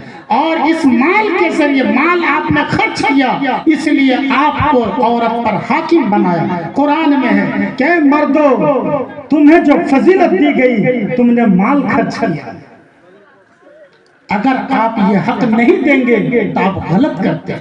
हाँ, अगर आपकी हालत बिल्कुल खराब थी, पैसे बिल्कुल नहीं थे, जमीन जगह भी नहीं, इंतकाल हो गया, तो नेक बीवी तो ऐसे भी माफ कर देगी कि मेरे शौहर के पास कुछ भी नहीं था, आप अच्छे से पेश आएंगे तो वो खुद माफ कर देगी। वरना आप रहते ही उसके नाम पे महर या महर से कुछ ज्यादा उसके नाम पे आप कर दीजिए, क्योंकि जिसके साथ आपने सुबह शाम की जिंदगी गुजारा है, जिसके आंचल के साए में आपने अपने सुकून को तलाश किया है, क्या आप उसको बिल्कुल निकम्मे और बेपैसे के आप उसको छोड़कर चले जाना चाहते हो? ये आपकी तरफ से औरत के हक में नाइंसाफी होगी। इसलिए औरत को महर तो ज्यादा से ज्यादा देना चाहिए। और एक बात आप सुन लीजिए, मुआशरे में जिम्मेदार लोग भी बैठे हैं, आज के डेट में तलाक जो हो जाती है, लोग बात में गुस्से में आकर तलाक दे बैठते, और एक नहीं, जब भी गुस्सा आता है लौंडों को तो वो 3 तक बोल जाते हैं, फिर मसला बहुत भयानक हो जाता है, फिर बोलते हैं कि क्या सूरत निकलेगी। इसलिए इस परेशानी से बचने का एक हल मेरे सामने है, जो मैं और जगह भी कहा करता हूँ, वो ये है कि औकात से ज्यादा महर रखिए और कान के नीचे उस शौहर को बता दीजिए कि जब भी तलाक देना है, ये पैसा तुमको याद रहना चाहिए। अगर आज के डेट में आपने 10 लाख महर बांध दिया, जो लोग 10,000 महीना कमाते हैं, तो 3 तलाक तो क्या, वो 1 तलाक के बारे में ख्वाब भी नहीं देखेगा, कभी सोच ही नहीं सकता होगा। कितना उसका गुस्सा होता है, सारा गुस्सा जमीन में मलिया मिट हो जाएगा, क्योंकि उसको याद आएगा तलाक देंगे, लड़का लड़की वाले लेकर जाएंगे, 10 लाख तुझे अदा करना पड़ेगा, जमीन बेच कर देना होगा, तुम्हें गुलाम बनना पड़ेगा। इसलिए आप 10 लाख या 5 लाख महर ज्यादा से ज्यादा करवाइए। औरतों की हिफाजत होगी, और औरतों की अगर हिफाजत होगी तो मर्द की भी हिफाजत होगी। इसलिए कि एक मर्द एक मजबूत मेंबर है फैमिली का, इसी तरह औरत भी एक मजबूत मेंबर है। हम अपनी माँ और बहनों से कहेंगे कि आप भी अपने शौहरों का खास ख्याल रखें। तो मैं किस सवाल का जवाब दे रहा था? निकाह पढ़ाने का तरीका। तो वो साहबी ने अर्ज किया, या रसूल अल्लाह, आप मेरे साथ निकाह पढ़ा दीजिए। तो अल्लाह के नबी ने फरमाया कि माल लेकर आओ। कुछ भी नहीं था। बोला, या रसूल अल्लाह, मेरे पास एक चादर है, इसको मैं 2 टुकड़ा कर सकता हूँ। एक टुकड़ा में किसी तरह मैं अपने आज़ा को छुपा लूंगा, यानी जो छुपाने की जगह मर्द में फर्ज है उसको छुपा लूंगा, और बाकी एक टुकड़ा काट के मैं महर में दे दूंगा। सोचो मेरे दोस्तों, साहबा कराम कितनी परेशानी के आलम में दीन के लिए वो जिहाद करते रहे और परेशानियां बर्दाश्त करते रहे, तब जाकर के मुसलमानों के हाथों में अरब आया, मिस्र आया, रूम आया, ईरान आया, और यमन आया, हबशा आया, फिर ये दौलतों की बहारें आई और सब लूट के खा रहे हैं। अब सऊदिया में फिल्म हॉल खुल रहा है, सिनेमा खोला जा रहा है, और साहबाए किराम की मेहनतों पर पानी फेरा जा रहा है। सबको क़यामत के दिन अपना हिसाब देना पड़ेगा। अल्लाह के नबी ने फरमाया कि इससे तो काम नहीं चलेगा, इससे कपड़ा दे दोगे तो तुम्हारी परेशानी हो जाएगी। ऐसा है, तुझे कुरान की सूरत याद है? बोला हाँ याद है। तो बोला जाओ اب میں بخاری کے الفاظ بتاؤں، ایک جگہ لکھا ہوا زوجنا کا، ایک جگہ لکھا ہوا ملکنا کا، ایک جگہ لکھا ہوا املکنا کا۔ بخاری میں لکھا ہوا ہے اے شخص جا، جو صورتیں تجھے یاد ہیں وہ صورتیں تم اپنی بیوی کو سکھا دینا، اسی مہر پر میں نے تیرا نکاح اس عورت سے کر دیا۔ کیا فرمایا حضور نے؟ میں نے تمہارا نکاح اس سے کر دیا، میں نے تمہیں اس کا مالک بنا دیا۔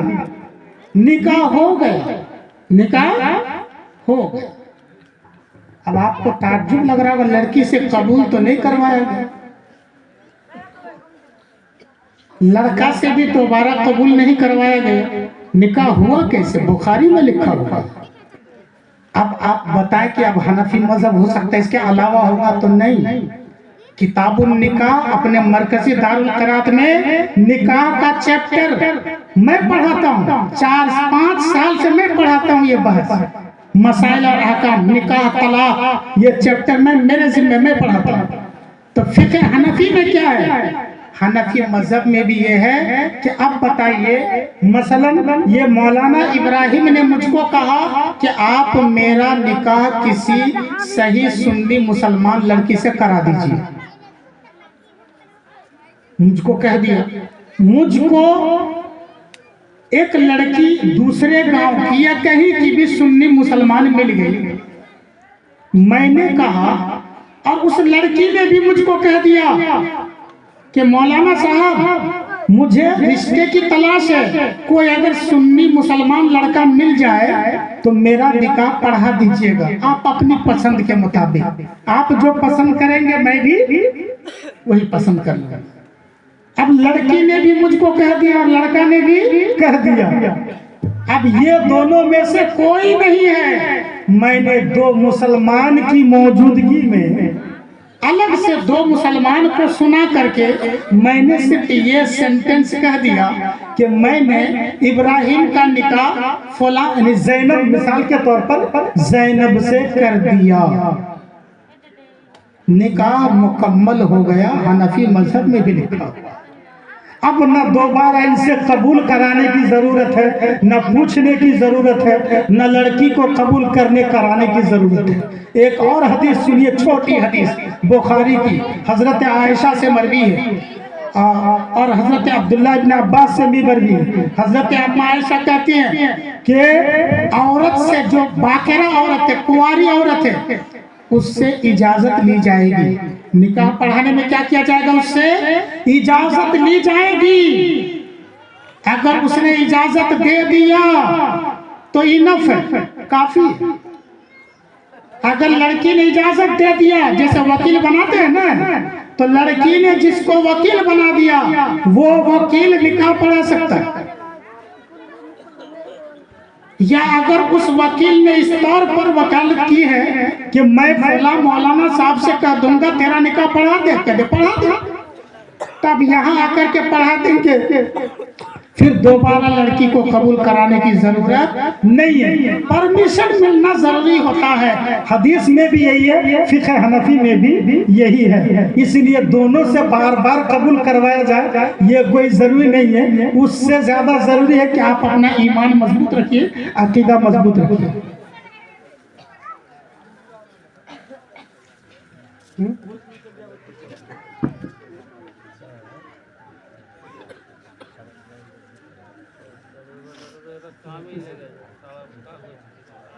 تو لڑکی سے تو پرمیشن لینا ہی ہے، اس لیے کہ لڑکی کبھی کبھی کسی کو چوائس کی ہوئی ہوتی ہے۔ لڑکی کی پسند کو بالکل قربان نہیں کرنا چاہیے، کیونکہ زندگی لڑکی گزارے گی، لڑکا گزارے گا۔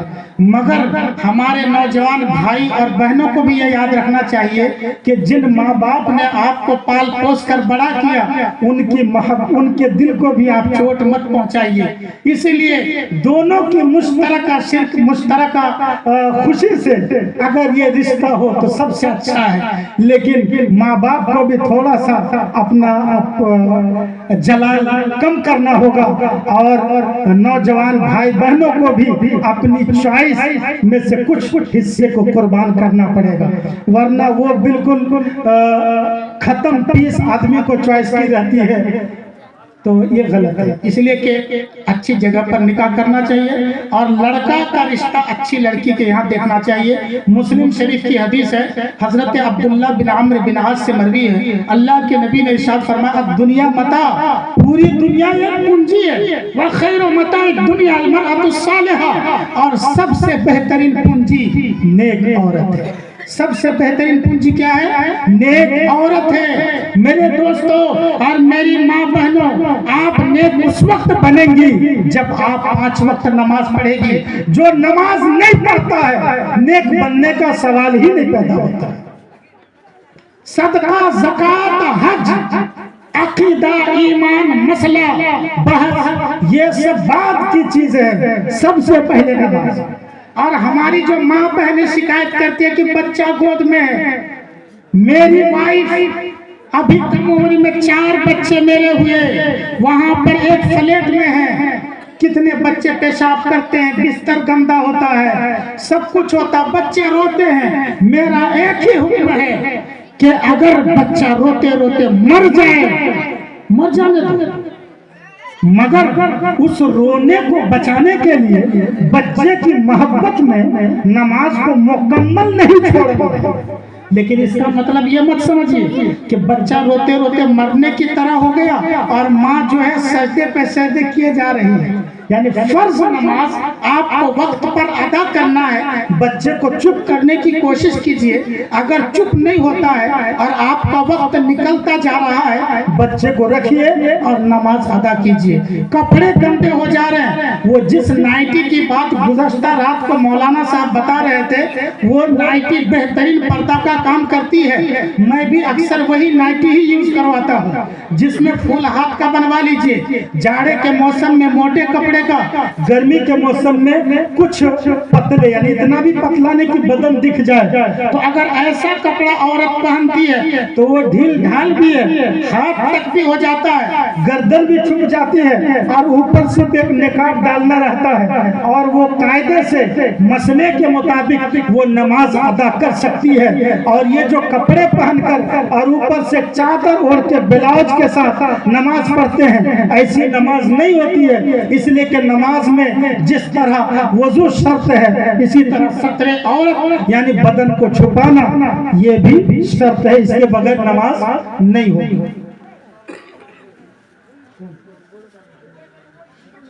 میرے اسلام چچا نے 500 روپیہ آج دیا، کل بھی شاید دیے تھے، اللہ رب العالمین ان کے نیک ارادوں کو پورے فرمائے۔ آپ کے اور ہمارے ہم سب کے مخصوص خطیب، میں نے تو تسلیم الدین کی پھوپھو نے دیا ہے 150 روپے دادی کے نام، اللہ ان کو بھی ثواب عطا فرمائے۔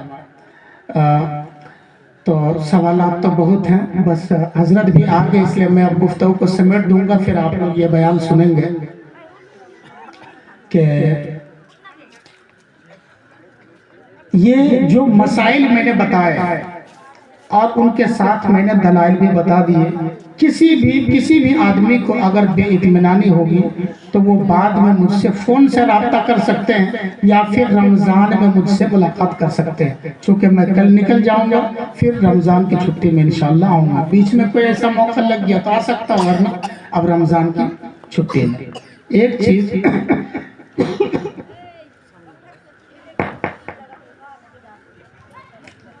کہ اللہ کے نبی صلی اللہ تعالی علیہ وسلم، جی میرے سراج الحق چچا نے 500 روپے دیا ہے، اللہ ان کے نیک تمناؤں کو، ان کے صدقہ کو قبول فرما، جائز تمناؤں کو پورے فرما۔ ایک بار درود شریف پڑھ لیجیے، اللہم صلی علی سیدنا مولانا محمد معدن الجود والکرم وآلہ وبارک وسلم، صلو علیہ صلاۃ وسلاما دائمین ابدا۔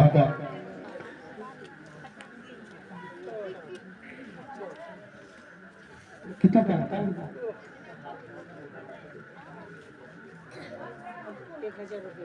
میرے استاذ مولانا عبداللطیف صاحب 1000 روپے اپنے ماں باپ کے لیے اصالِ ثواب کے طور پر دیے ہیں، اس اصالِ ثواب کو اللہ تعالیٰ قبول فرمائے۔ میرے مشتاق چچا نے 500 روپیہ دیا، اللہ اس کو بھی قبول فرمائے۔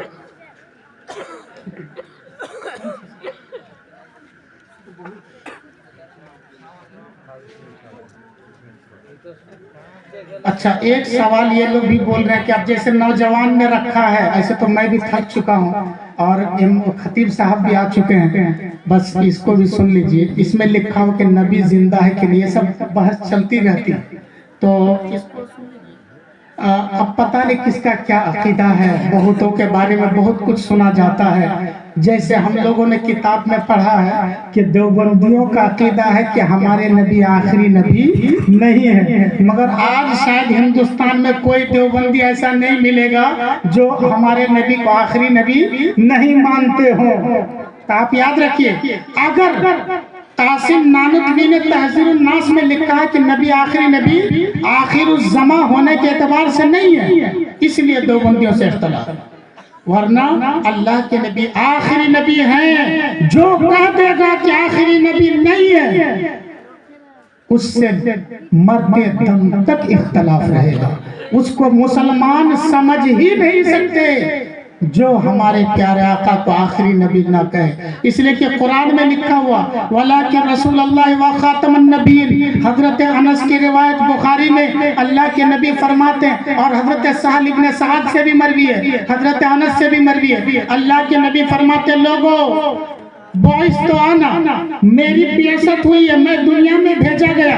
وَالسَّاعَةُ، اس عالم کی کہاتین، میں اس طور پر آیا کہ میں یہ اور یہ قیامت، یا میں یہ اور یہ قیامت، یعنی میرے بعد اب قیامت آئے گی، میرے بعد اب قیامت آئے گی، اس کے بیچ میں کوئی نبی کوئی پیغمبر نہیں آئے گا.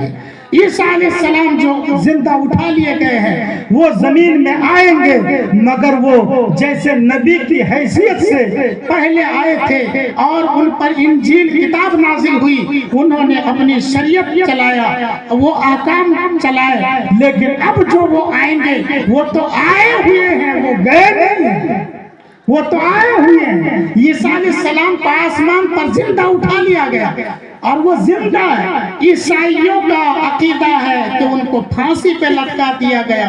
یہ جو ٹائی لگاتے نا ٹائی، یہ اسی کی عکاسی ہے کہ پھانسی پہ لٹکا دیا گیا. مگر قرآن نے کہا کہ ما قتلوہ وما صلبوہ ولکن شبہ لہم، کہ ان لوگوں نے عیسیٰ علیہ السلام کو نہ تو قتل کیا تھا نہ پھانسی پہ چڑھایا تھا، بلکہ عیسیٰ علیہ السلام کی ایک ہم شکل آدمی ظاہر ہوا، عیسیٰ سمجھ کر اس کو ان لوگوں نے قتل کر دیا یا پھانسی پہ چڑھا دیا، اور عیسیٰ علیہ السلام کو اللہ نے اٹھا لیا زندہ.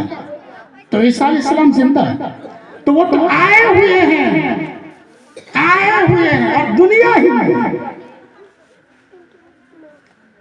یعنی اسی عالم میں آسمان پر چڑھا لیے گئے. اللہ کی حکمت ہے.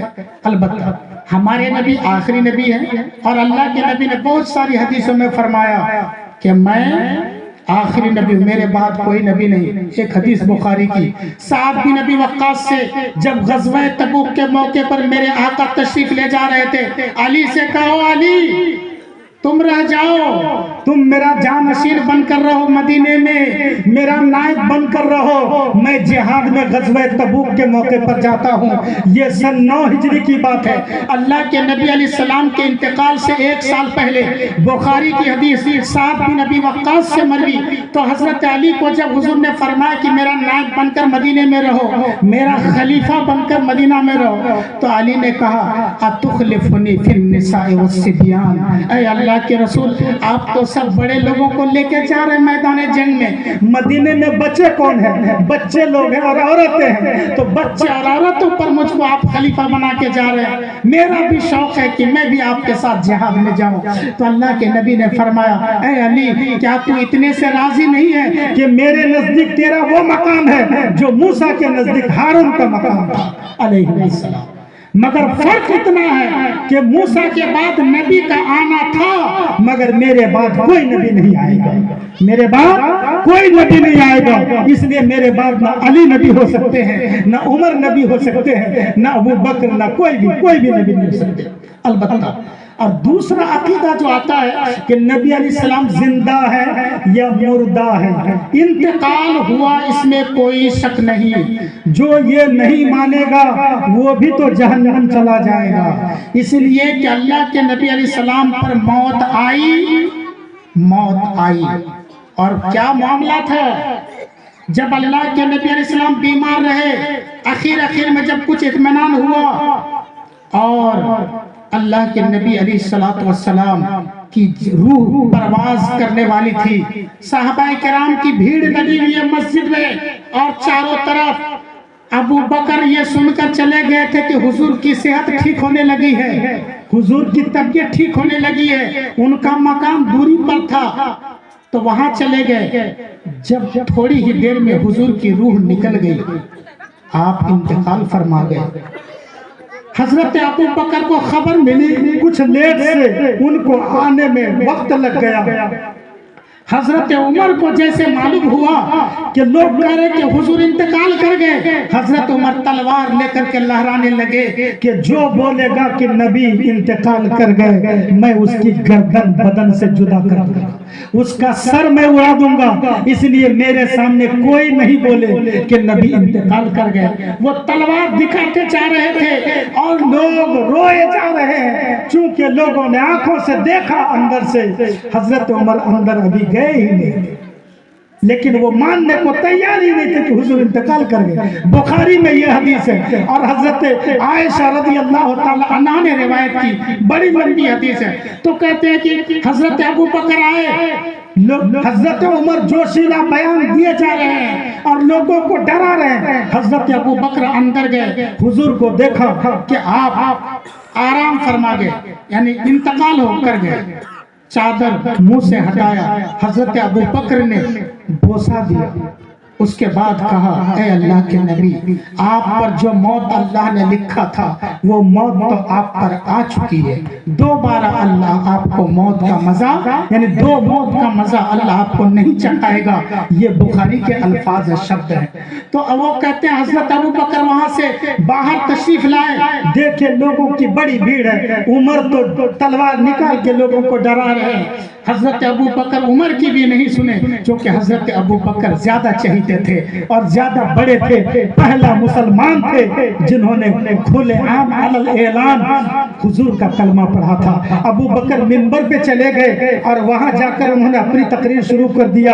لوگ عمر کو چھوڑ کر ابو بکر کی طرف چلے گئے اور حضرت ابو بکر نے آیت پڑھ کر کے لوگوں کو بتایا کہ قرآن میں تو آیت موجود ہے، اے نبی کے صحابیوں، اے میرے مسلمان بھائیوں، کہ افئمات او قتل انقلبتم علی اعقابکم، کہ یہ نبی اگر مر جائیں، اگر یہ نبی، اس نبی کا انتقال ہو جائے یا کسی جنگ میں شہید کر دیا جائے تو کیا تم اپنے دین سے پلٹ جاؤ گے، الٹے پاؤں پلٹ جاؤ گے؟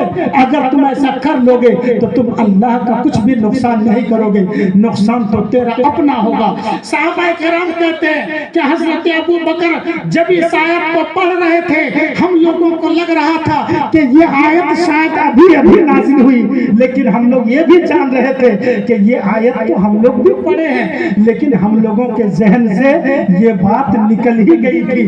جب اس آیت کو پڑھا، حضرت عمر کو بھی اطمینان ہو گیا کہ اللہ کے نبی کا انتقال ہو گیا. اللہ کے نبی پر موت آئی، مگر موت آنے کے بعد ابھی کس حال میں ہے؟ موت ہی کی حالت میں ہے یا زندہ ہے؟ جیسے اب کس کا عقیدہ ہے میں تو نام لے کر نہیں بتاؤں گا، البتہ اگر کوئی بھی آدمی اپنے آپ کو مسلمان کہتا ہے اور وہ یہ کہتا ہے کہ نبی مر کر مٹی میں مل گئے، اگر یہ شبد ہے کہ نبی مر کر مٹی میں مل گئے، تو میں پہلا آپ کو وہی حدیث سناتا ہوں جس میں مر کر مٹی میں ملنے کی بات ہے. بخاری میں ہے اور مسلم میں، حضرت ابو ہریرہ سے مروی ہے. اللہ کے نبی فرماتے ہیں کہ بنی آدم کے مکمل باڈی کو، مکمل جسم کو مٹی کھا جائے گی. یاکلہ التراب، بنی آدم کے پورے جسم کو مٹی کھا لے گی. الا عجب الذنب، مگر ریڑھ کی ہڈی کا نیچے والا حصہ جو پاخانہ کے راستے کے بغل میں تھوڑی ہڈی بڑی رہتی ہے، اس کو عجب الذنب کہتے ہیں. بخاری اور مسلم میں لکھا ہے کہ وہ ہڈی سلامت رہے گی، باقی جسم مٹی میں مل جائے گا. मगर बुखारी और मुस्लिम में ये नहीं लिखा हुआ है कि मुसलमान के साथ ये होगा या काफिर के साथ होगा, औलियाए किराम के साथ भी होगा और नबी और रसूलों के साथ भी होगा। ये सब डिटेल यहाँ पर नहीं है। ये तफसील आपको कहाँ मिलेगी? वो हदीस सुनाता हूँ। अबू दाऊद में हजरत गालिबन औस बिन औस से मरवी है और नसई शरीफ में और इब्ने माजा में एक रिवायत के मुताबिक हजरत शद्दाद बिन औस से मरवी है। अल्लाह के नबी अलैहिस्सलातु वस्सलाम फरमाते हैं कि लोगों, तुम मुझ पर दुरूद पढ़ा करो जुमा के दिन, इसलिए कि जुमा के दिन खास तौर पर, क्योंकि जुमा का दिन सबसे अच्छा दिन है, तो उस दिन खास तौर पर मुझ पे दुरूद और सलाम पढ़ा करो। तो सहाबा ने क्या पेश किया मालूम है? सहाबा ने पूछा, या रसूल अल्लाह, आपको हमारा सलाम दुरूद कैसे पहुंचेगा? वक़द अरिमता। बुखारी में लिखा हुआ है कि आप तो मरकर मिट्टी में मिल जाएंगे, आपको हमारा दुरूद और सलाम कैसे पहुंचेगा? साहबा को जो मालूम था वही बात उन्होंने बताया कि आप तो मरकर मिट्टी में मिल जाएंगे। अरिमा का माना वही होता है, यानी आप मरकर मिट्टी में बोसीदा हो जाएंगे, मिल जाएंगे। तो दुरूद और सलाम हम किसको सुनाएंगे? तो अल्लाह के नबी ने सहाबा की ये बात सुनकर जो अकीदे को साफ किया, 1400 साल पहले भी साफ किया और क़यामत तक के सही मुसलमानों के लिए अकीदा साफ कर दिया। अल्लाह के नबी ने फरमाया, इन्नल्लाह हर्रमा अलल अर्द अन ताकुला अजसादल अंबिया, के बिला शुबहा यकीनन अल्लाह रब्बुल आलमीन ने जमीन पर हराम किया है कि वो नबी के जिस्मों को खाए। तो ये जमीन मिट्टी नबी के जिस्मों को खा ही नहीं सकती। नबी का जिस्म सलामत रहेगा, नबी का जिस्म सलामत रहेगा। तो इससे तो आप कहेंगे मौलाना ये बात तो समझ में आई कि नबी का जिस्म सलामत रहेगा, मरकर मिट्टी में नहीं मिलेंगे, लेकिन रूह भी अंदर रहेगी, जान भी रहेगी या नहीं रहेगी? तो और एक हदीस सुनिए, अल्लाह के नबी फरमाते हैं, मेरा उम्मती कहीं से भी मुझको सलाम भेजता है तो मैं सुनता ही नहीं बल्कि सुनता हूँ, और मैं अल्लाह की तरफ से अपनी तवज्जो को कुछ हटाकर मैं उस उम्मती का जवाब भी देता हूं। क्या? मैं उस उम्मती के सलाम का जवाब भी देता हूँ। अब दुनिया में टाइमिंग सिस्टम मालूम करो, अभी अगर 12 बज रहे हैं तो कहीं पर 12 बजे दिन होगा, कहीं 8 बजे का दिन होगा। अलग अलग दुनिया में जोग्राफियाई एतबार से टाइमिंग का मसला होता है। हर जगह मुसलमान है, नबी पर दुरूद व सलाम पढ़ते हैं। तो जब हर जगह 24 घंटा सलाम पढ़ते जाते हैं, हुजूर जवाब देते जा रहे हैं। बोलो जिंदा हुए कि नहीं? रूह रहेगी तभी तो जवाब देंगे। और एक हदीस में अल्लाह के नबी ने फरमाया कि जुमेरात को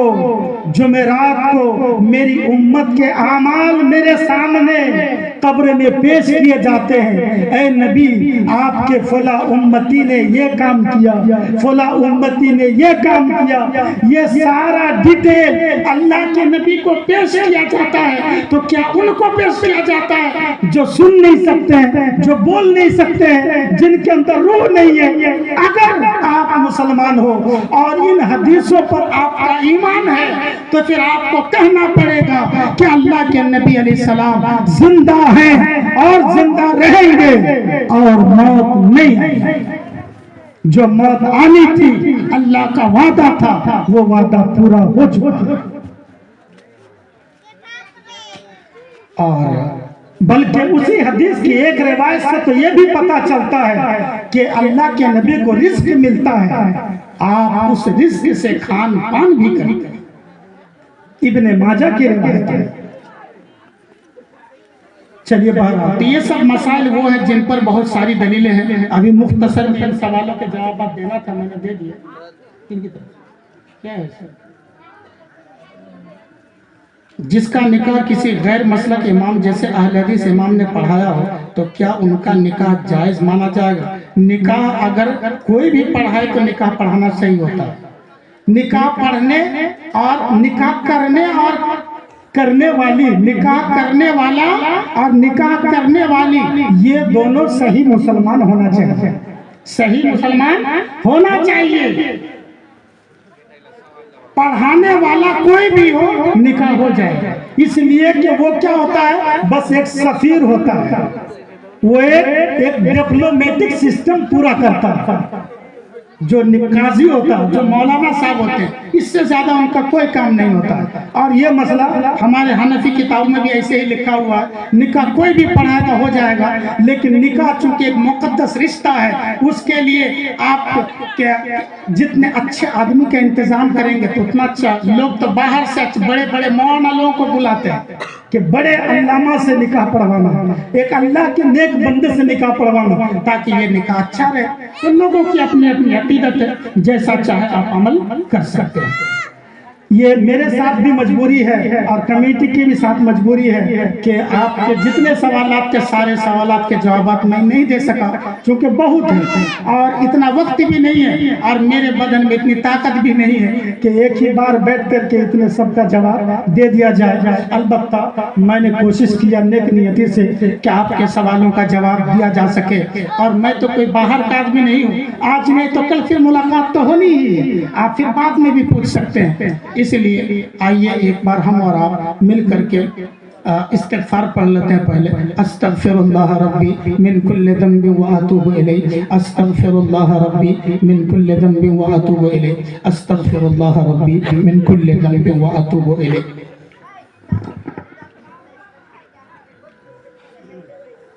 دعا کر دوں گا ابھی اور میں اپنی بات ختم کر دوں گا۔ اس مجلس میں عورتیں بھی ہیں اور مرد بھی ہیں۔ میں آپ اپنا آخری پیغام آپ کو سنانا چاہتا ہوں، اور وہ آخری پیغام جو ہمارے نبی کریم علیہ السلام کا آخری پیغام تھا۔ سنیں گے آپ لوگ بہت شارٹ میں؟ اللہ کے نبی کا جو آخری پیغام تھا، حضرت ام سلمہ نے روایت کیا کہ ابو داؤد کی حدیث ہے کہ اللہ کے نبی کی جب روح نکل رہی تھی، اس سے کچھ قبل تک، اس سے کچھ پہلے تک اللہ کے نبی بار بار زبان سے یہ کہتے جاتے، الصلاۃ وما ملکت ایمانکم، الصلاۃ وما ملکت ایمانکم۔ لوگوں، نماز کی حفاظت کرنا، نماز کا خاص خیال رکھنا، اور تمہارے پاس جو غلام اور باندی ہے ان کا تم خاص خیال رکھنا۔ حضرت ابو ہریرہ سے مروی ابو داؤد کی حدیث، حضرت ابو ہریرہ سے روایت ہے، نبی کریم صلی اللہ علیہ وسلم نے ارشاد فرمایا، رحم اللہ رجلا قام من اللیل فصلى ثم ایقظ امرأته فصلى فإن ابت نضحت في وجهها الماء۔ اللہ کے نبی نے فرمایا، اللہ اس شوہر پر رحم فرمائے جو شوہر رات کے سناٹے میں اکیلے میں بیدار ہوا اور وضو بنا کر جتنی نماز ہو سکی اس نے نماز پڑھ لیا، اور پھر پڑھ لینے کے بعد اپنی بیوی کو بیدار کیا اور اس کو بھی وضو بنا کر نماز پڑھنے کے لیے کہا۔ اگر اس نے پڑھ لیا تو ٹھیک ہے، لیکن اس شوہر نے اس کے چہرے پر پانی کا چھینٹا مارا تاکہ اس کی بیوی بیدار ہو جائے اور وہ بھی نماز پڑھ لے، تب ایسے شوہر پر اللہ کا رحم و کرم ہے۔ پھر اس کے بعد اللہ کے نبی فرماتے ہیں، وَرَحِمَ اللَّهُ امْرَأَةً، واو نہیں ہے، رحم اللہ امرأةً قامت من اللیل فصلت، کہ اس عورت، اس بیوی پر بھی، اس وائف پر بھی اللہ رحم و کرم فرمائے کہ جو رات کو اکیلے اٹھی اور وضو کر کے وہ جتنی ہو سکی نماز پڑھ لی، پھر اپنے شوہر کو بیدار کیا۔ اگر وہ بیدار ہو کے پڑھ لیا تو ٹھیک ہے، اگر نہیں بیدار ہوا اور اس بیوی نے شوہر کے منہ پر، شوہر کی آنکھ میں پانی کا چھینٹا مارا تاکہ نیند کھل جائے اور صاف و شفاف ہو کر اٹھ کر وہ بیداری میں میں نماز پڑھ سکے تو ایسی عورت پر اللہ کا رحم و کرم ہے۔ تو میری ماں بہنوں اور میرے بھائیوں ساتھیوں، میرے چچا اور میرے دادا کی عمر کے لوگوں، یہ اللہ کے نبی علیہ السلام کا آخری پیغام تھا کہ نماز کا خاص خیال رکھنا، ورنہ نماز کے بغیر آپ کی بخشش کی امید، بخشش کی امید، امید صرف امید ہے، امید صرف امید ہے، دھندلی سی ایک امید کی تصویر ہے۔ اب پتہ نہیں وہ امید آپ کی کب تک رہے، کب تک نہ رہے، میں مکمل انکار بھی نہیں کر سکتا، لیکن بہت کمزور صورت ہے کہ نماز کے بغیر آپ کا ایمان مرتے دم تک سلامت رہ جائے۔ نماز وہ عبادت ہے جو آپ کے ایمان کو اپڈیٹ کرتی رہتی ہے، اس لیے وہ آدمی ایماندار ہوگا۔ ترمذی میں ابو سعید خدری سے حدیث ہے، اللہ کے نبی نے فرمایا اذا رأيتم الرجل يعتاد المساجد فاشهدوا له بالایمان، کہ جب تم کسی آدمی کو مسجد آنا جانا کرتے ہوئے دیکھو تو اس کے ایمان کی گواہی دے دینا، اس کو مومن کہنا۔ اللہ کے نبی نے فرمایا تو اگر آپ مسجد نہیں جاؤ، نماز گھس رہے گھر میں پڑھے، گھر میں بھی نہیں پڑھتے ہو، تو پھر کیسے پتہ لگایا جائے کہ آپ مومن ہو؟ آپ کے ایمان کو تو کوئی بھی چرا لے گا۔ اس لیے آپ نماز کا خاص خیال رکھیں اور اپنی نیک دعاؤں میں مجھے بھی یاد رکھیں۔ آئیے ہم سب مل کر ایک بار مختصر دعا کر لیتے ہیں۔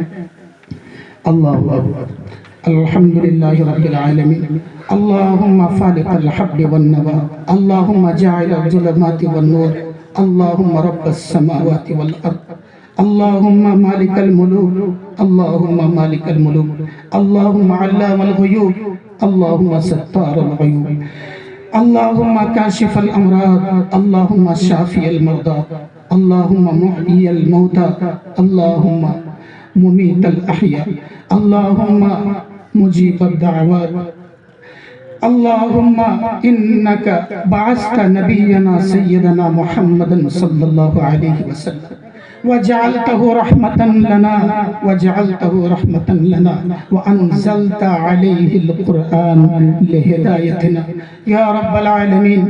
اللهم لك الحمد حمدا كثيرا طيبا مباركا فيه، اللهم لك الحمد صباحا ومساء، اللهم لك الحمد بكرة وعشية، اللهم لك الحمد عشية وضحاها، اللهم لك الحمد قبل كل شيء، اللهم لك الحمد بعد كل شيء، اللهم لك الحمد في كل شيء، اللهم لك الحمد في البداية والنهاية، اللهم لك الحمد في السفر والحضر، اللهم لك الحمد في الفقر والغنى، اللهم لك الحمد في السرور والحزن، اللهم لك الحمد على كل حال، اللهم صل وسلم وبارك على سيدنا مولانا سيدنا شفيعنا محمد معدن الجود والكرم وآله الطيبين وخلفائه الراشدين وأزواجه أمهات المؤمنين ومن اتبعهم بإحسان إلى يوم الدين.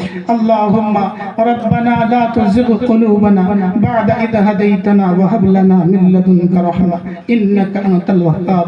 الہ العالمین، کل سے لے کر کے آج تک جو یہ پروگرام کا سلسلہ چل رہا ہے، پروردگار عالم ہمارے بڑوں نے اور ہمارے چھوٹوں نے سب نے تقریر اور نعت منقبت کے اشعار پڑھے۔ پروردگار عالم ہم نے کل سے آج تک ایک مفصل دو بیان دیا۔ پروردگار عالم ان میں جو بھی کمی خامی ہو تیری آیتوں کی تلاوت میں اور تیرے نبی کی حدیثوں کو پڑھنے میں جو بھی بے ادبی کمی خامی میرے مالک مولا اپنے فضل و کرم سے معاف فرما، اور ہم سب کے ان بیانات کو اور ہم سب کے اس پروگرام کو مقبول فرما، شرف قبولیت عطا فرما۔ ہم سب حاضرین، ہماری ماں بہنیں اور تمام بھائیوں کی شرکت اور حاضری کو قبول فرما۔ ہم سب میں سے جس سے جتنا بھی ہو سکا جو بھی دان خیرات کیے परवरदिगार आलम तो अपने नबी के वसीले तो अपने नबी के सदक़े अपने फजल व करम से शरफ कबूलियत अता फरमा। हम सब के नेक जायज़ तमन्नाओं को पूरी फरमा, हमारे बीमारों को शिफा अता फरमा, हाजतमंदों की हाजत रवाई फरमा, और हम में जो भी परेशान है उनकी परेशानियों को दूर फरमा। हमें पक्का सच्चा नमाजी मुसलमान बना दे। परवरदिगार आलम दुनिया में भी ईमान और इस्लाम के साथ जिंदा रखा, आखिरत में भी मोमिनीन की जमात में उठा। अल्लाहुम्मा अहयिना अलल इस्लाम वल ईमान वल इहसान व तवफ़्फ़ना अलल ईमान वल इस्लाम वल इहसान वहशुरना फी ज़ुमरतिस सालिहीन मिन इबादिका या रब्बल आलमीन। अल्लाहुम्मा रब्बना आतिना फिद दुनिया हसनतन व फिल आखिरति हसनतन व क़िना अज़ाबन नार। अल्लाहुम्मा रब्बना तक़ब्बल मिन्ना इन्नका अंतस समीउल अलीम व तुब अलैना इन्नका अंतत तव्वाबुर रहीम बिहक़्क़ि ला इलाहा इल्लल्लाह मुहम्मदुर रसूलुल्लाह सल्लल्लाहु अलैहि वसल्लम। अस्सलामु अलैकुम।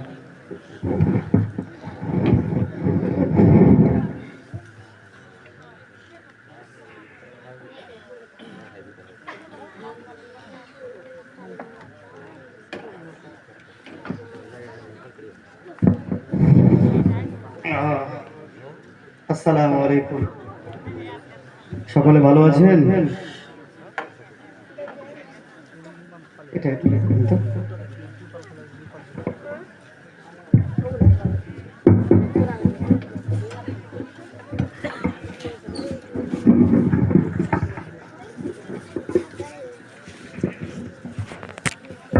রাত 11টা পার হয়ে যাচ্ছে না? ঠান্ডা রাত্রে মনে হয় আর বেশি থাকবেন না, 1 ঘন্টা থাকবেন। যুবক ভাইরা একটু এখানে আসলে খুব ভালো হয়, অনেক জায়গা আছে, দাঁড়িয়ে আছে ভাই, সোনা ভাই, আমার পরিবার ভাই,